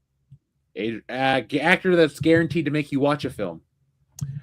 Keanu Reeves. Actor that's guaranteed to make you not watch a film. Pedro Pascal. And finally, movie that you wish you could watch again for the first time. Back to the Future. Excellent choice. Now we had a message roll in from the audience. Our friend John Thomas says Back to the Future is a perfect trilogy, and it's better than Star Wars original trilogy and Indiana Jones. Ooh, them's fighting words. Okay, yeah, that's fucking tough because as somebody that loves Back to the Future, and the guys here can attest to the fact that I love Back to the Future too, even though I disagree with it, but that's because it's got like a personal connection for me because it's like grandparents, parents, all that shit. Fuck, Indiana Jones trilogy is really good. Star Wars trilogy, Return of the Jedi kind of falls flat. Look, I love Return of the Jedi. I love The Empire Strikes. I fucking love The Empire Strikes Back. But the whole like not having the George can claim he had the whole story, but he didn't because fucking Empire and Return of the Jedi exposed that where she fucking plants one on Luke and he does the whole I'm getting a fucking blowjob scene in front of fucking Han, and then turns around within a couple years back. He's my brother, and at no point does fucking Vader pick up on the fact that she is that strong in the Force. But in Return of the Jedi or The Empire Strikes Back, he can tell that the son of Skywalker acknowledging that Luke is his boy and just glossing over the Leia thing. It's like, as an adult, dude, not even as an adult, as a kid, I had problems with that, knowing that's where it was going and being like, the writing here is bad. So, at least Marty knew that George and Lorraine was his parents. He didn't realize by being the peeping Tom saving George the peeping Tom and getting hit by the car that he was going to fix all that. That's still, yes, Back to the Future 3 has some holes. It has some issues. But 1 and 2 are solid. But Indiana Jones is solider. I'll go Indiana Jones, Back to the Future, then Star Wars. Yeah, because Indiana Jones, all three of them are great. There's Yep. no we even had a debate about this where it's like, you know, which one's better than the other? Like, how would you rank them? And like, we can't because they're all good. Like we can say each one of them is 1, each one of them is 2, each one of them is 3. Like, it doesn't matter because they're all great movies. Yeah, it's all a lateral decision. You can't really. It's just lateral for sure. You got to nitpick. You got to do like what I just did. You got to fucking nitpick. Oh, of course, yeah. I mean, you can for sure. For sure, Like, but it's just like you're talking here, about the story there. Yeah, nitpick. You can nitpick, but yeah, Indiana Jones, Back to the Future, Star Wars. If we're gonna go the nitpick route, that's the way to go. Yeah. I'll go. Indiana Jones is the best. Then I'll do Star Wars. Then I'll do Back to the Future, because I don't disagree with anything you said about Return of the Jedi or the Ewoks, but I don't like Back to the Future Part 3, and I never will. And it doesn't make any sense. And I love that movie, but it doesn't make any sense. The Clint Eastwood Canyon becomes fucking Clara Barton Canyon. Why would Clint Eastwood take his name after a fucking canyon? Oh, Doc fell in love with fucking Mary Steenburgen. It's fucking Mary Steenburgen. And then the whole fucking thing at the end with the train, and he's got Jules and Vern, his progeny here. It's like, can you believe that Doc really sired 2 children? No. Can you believe that he named them Jules and Vern after fucking 20,000 Leagues Under the Sea? No, because you can understand that Doc, as a man of science, would understand that doesn't make any fucking sense. And even as a young sci-fi person that read sci-fi, would he understand that is impossible? That's the problem I run into with the book. No, we're not getting into that. You're not getting time travel again. We're not doing time travel again. No, we're not talking about fucking time travel again. Is that when the show breaks? That's when the show breaks, because I can't do this shit again. But Kendo, if there's a black hole and you like cross the event horizon, you know, like time slows down, and then you can, like, you know, travel through it. Then you can pass over that minute to arrive at the minute that you just skipped. Fuck's sake. Number 1, we cannot explain black holes. Number 2, yes, you could time travel as you closer approach the speed of light. Number 3, we don't understand what happens when you approach it. God damn it, Nick, you fucking asshole. Look, folks, it's okay to say I don't know and we don't know when it comes to things like space, the universe, God. It's okay to say those things. Nick doesn't appreciate that because he's a fucking Haji. Self-proclaimed. But Kendo, if you approach a speed of light and you get real close, like time, it's kind of weird. Yes, there's a time dilation that happens when you approach the speed of light, and you're approaching what is known as the 4th dimension, and it's Einstein's theory of relativity. God. Okay. Keep going. Now I'm hooked. As you approach the speed of light, yes, there is a time distortion. So theoretically, if you were to travel from point A to point B in space, yes. Can you travel through the speed of light? Because it's the only really good way to get to point A to point B, unless we're sending somebody within the solar system. But we're talking about stellar objects and shit like that. So you have to approach the speed of time. That is why speed of light. That is why the whole fucking interstellar travel and the aliens take it. That's not the point. The point is, if they could master interstellar travel, they could destroy us with a flick of the fucking fingers like Thanos. If you could approach the speed of light, yes, you could travel through time, but it would warp the time and bend the 4th dimension to the point where you would travel. Like, if you left Earth and you traveled through time at the speed of light to get to, say, Mars in 3 days, you would turn around and you come back to Earth in like fucking 3,000 years of trans gone through, and you would meet your great. It's the fucking God damn it, Nick. I knew I could. You might not have a great. I knew I could fucking break him. I hate time travel talk because it's so ridiculous. It can't happen. The way we in our human brains think of time travel, it cannot happen. You can only travel through time if you do it at the speed of light. But even then, at 1 second of the speed of light, you will eclipse so many Earth years that even your progenies wouldn't recognize you. And the Earth would have moved and no, stop. I'm done. No. Well, it's great as a but- fictional But, premise. but Kendo, what if I take a spaceship right into the sun and then go back to the 80s and try to save a whale? Is that possible? Ah! Nick, please, for the love of God, get on a spaceship that's going to the sun. Please. Hey, how did don't that have Elon that. Musk launch go, Nick? Which the most The one that we were recent one? supposed, the one that we saw. No, what was the NASA launch? Didn't that already happen? Artemis? No, it failed its wet test, and they had to pull it back into the fucking garage. Well, when I'm it goes, look, hitch a ride onto that and just It's supposed fly to. right in. It's supposed to. I think it's supposed to go next month.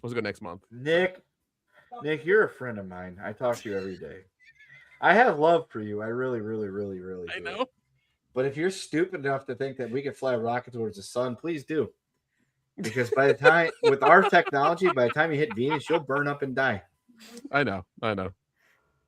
There's, I don't have to answer these fucking questions anymore about time travel and how We're time talking is a about human space construct, now. and it's not fucking linear the way we think. No, So the timeline isn't really a thing. It's just a No! human-made way to no. The understand way it. we think of time, Jeff, is in this is happening at 8:10 Pacific time on the 19th of March of 2026, and we can go back in time 60 years to 1976 and get ready for the bicentennial. And I could go back in time. No, we cannot do that. Time is not in a fucking cube box that we can store and all the things that happen to these. No. It doesn't work that way. Please. I am too drunk to talk about this. I don't want to talk about it. Stop it, Nick. I fucking hate you. We can Son stop of a bitch. anytime you want, Kendo.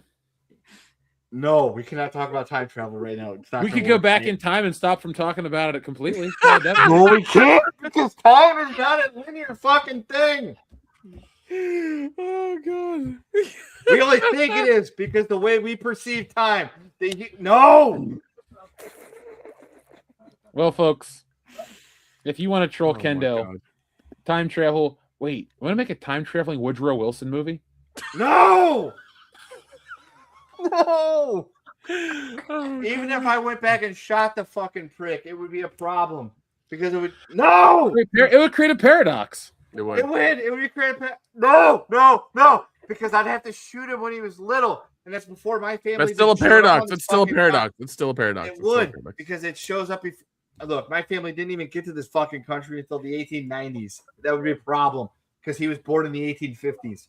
We're not doing this. I'm not. No. Of course, you're not doing it because time travel is not real, according to you. You're the You're- only one that thinks it is. No.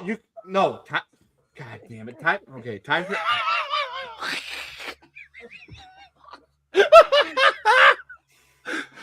Folks, time travel might not be real, but if you stick with us long enough, It you'll is. make it to No, the it is. 35 with Robo Kendo. You can time travel. You just have to travel at the speed of light. We're not able to do that. You can only go forward. You can't go backwards. No. I hate this. One day timeline. we'll be able to travel at the speed Well, I of mean, light. no. I mean, right now, we're there's supposed to be this like rare thing where all the planets line up. I'm sure if you slingshot across the planets in the gravity and like do No, that's a loop to loop, you can just like listen. Listen here, you fucking white girl. The planet. Oh, Okay. Astrology is not a fucking thing, Nick, and you know it. I know And it you're isn't. saying I know it And isn't. you're just saying this right now because you know that fucking gets my goat.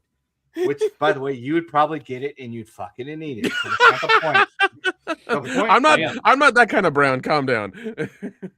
It's a little more west of your brown. I get that.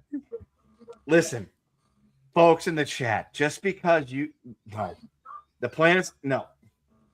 Where the fucking shit was in the sky when you were born has nothing to do with you. Stop it.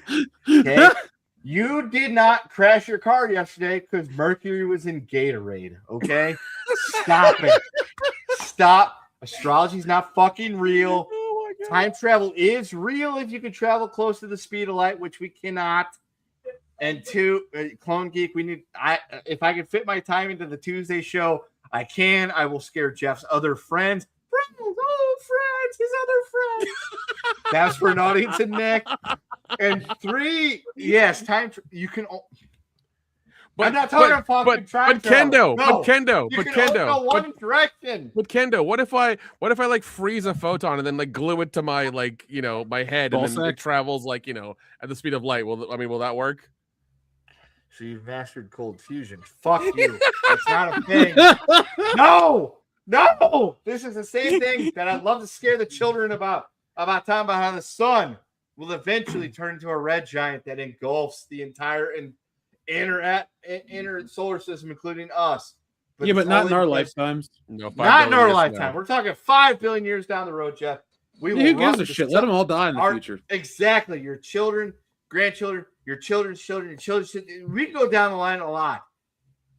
The sun is going to run out of hydrogen. We should make a time capsule.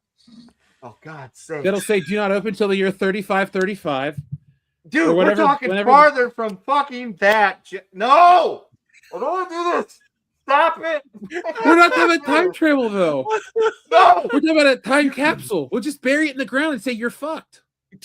Number one, I could bury a time capsule tomorrow that for 26 or 2027, open on March 19th, and says you're fucked. The sun is going to run out of hydrogen. It will start fusing helium and become a red giant that we know will engulf pretty much all of the inner solar system. And even if it doesn't get Earth, it was so fucking hot that it will scorch the shit out of the Earth. So stop throwing away paper cups or plastic cups. The Earth is fucking doomed. And you can only time travel one direction, which is where you go to the speed of light. And even if you come back, yes, the Earth. No, stop it. I don't want to do this. I don't like you. Overkill 161 sends in a message. And yes, I mean it by you people. Overkill 161 says, could you go back time in 1980? Wait, could you go back to 1989 and turn back time video? No. Okay. God damn it. Could you find a way? No. If you could reach the stars, you'd give them all to us? Why do I know so much of that fucking song? I know, it's weird. Time is not a linear thing that we think of in linear. It's a terms. tesseract. Shut the fuck up. God damn it, Hachi. You can't go forward and then backwards. It's not a river. You cannot paddle back up the. You can. You know what pisses me off? Nick knows better, but he's pretending he doesn't because he thinks it's funny to make fun of the fucking guy on the channel. And it is, but no, you cannot. Look, Jeff, you played Ocarina of Time.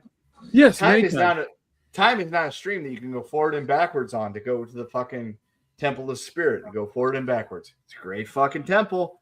Love that fucking song. Love that fucking idea, but that's not how it fucking works. But I can do it in the Temple of Time. God damn it. Yes, you can. I've done it. I don't know how many fucking times. Wait, no, that's the Bolero fire. Never mind. That is a Bolero fire. Temple of Time is a fucking bop, as Dean would say. You can go forward. That's the music. Okay. I don't want to get a copy strike. I fucking hate Jeff right now. But yes, that is the Temple of Time. That's not the Temple of Time song. It is You're talking about the fucking prelude like that.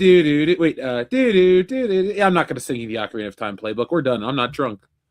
No, I am. And you can only go forward. And I still know this shit. You can go forward, but you cannot go backwards. You can go forward in time if you approach the speed of light. But when you come back to Earth, thousands of years will have fucking transpired, and your children's won't even exist. Or if you're like Nick, your cousin's children's won't exist. Because Nick has no progeny because he's a douchebag. And Jeff, children's. No, he doesn't have children either because he's a douchebag and made fun of me. I'll have him by the year 3535. Don't worry. Go fuck yourself. That won't produce him. Why are you talking about time travel again? It's been a week. You won't stop. You have the power. Yeah, you have the power to stop. I have the power and I'm stopping. Time travel is not possible unless you only go forward. Shut up. Fuck you. Okay. Well, I have the power and we're stopping the show because we've reached our time. Good. Travel threshold. So, folks, next week we will not have a show. But if you could jump to the future, to the whatever of April, we'll be back. Go back. We'll be back on April 2nd. God. By the way, save all your time travel questions for when we're at the booth at the convention, so it's kind of and even if you could get to the speed of light, but no, I'm not doing this. Hey, Kendo, what the hell's a gigawatt? It's 1 million watts. Is it a billion? No, it's 1 million watts. Oh, okay. I can hear Dion snoring. No, you can't. Oh shit, you can. Yeah, you can hear him snoring. Where's he? Yeah, at? that's Hey, that's a gigawatt. no, that's a. I can't say that on the word. What? Anyway, I can say that. folks, thank you for watching. It's been a wonderful time hanging out with you guys tonight. Join us next week in the Lexington area if you can make it down to Kentucky for the Lexington Comic and Toy Show. We'll be there live. We'll be handing out handshakes. You can come buy the book, do all kinds of cool stuff. Hang out with us. And Jeff will have like 3 or 4 Shuri copters to sign and give away. We'll sign them too. Dude, we you might could be sell one the of the Shuri proud copters for channel owners funds. of one of 5 Shuri copters that exists with all of our signatures on it. What we should do is we should actually sign them and then auction them off for channel events. There we go. We'll do it that way. That is even better. Folks, if you would like a live stream of Dion snoring, let us know, because if he passes out when we're together in Lexington, we are definitely going to broadcast that shit. So, You know what's going to happen? It happened when first time we came together for your birthday, and he was like in that chair in the corner, and like yep. That was like 3 o'clock in the afternoon too. Yeah, it was. I was there. I remember that. Yeah. Oh God. No one asked us fucking time travel questions back then. Because you didn't have a trigger. You didn't. That's like when people call Marty chicken in Back to the Future Part 2. That wasn't a part in Part 1, or it wasn't a thing in Part 1. So. No, it wasn't. But still, no, we're not. No. Nobody's We're asking done. you anything. Ken. Nobody's asking you anything, man. So it's fine. Yeah, you're having a war flashback, Kendo. Just chill out. I have a hard time Okay. with time travel. It's okay. Don't worry anymore about time travel, Kendo. Thank you. All right. Yes, Dion is time traveling as we speak. He's off in the future, or in That's space. the only way us humans can time travel. Don't ask any more questions. I got it. You know what, folks? We're going to end tonight's show differently. We're going to play a video that features a man time traveling. But until next time, be smart, be safe, be cool, but always be excellent to each other. .com. Imagine if you gave a white supremacist 5-MeO DMT, and then as the first one, as they're exhaling, Yeah.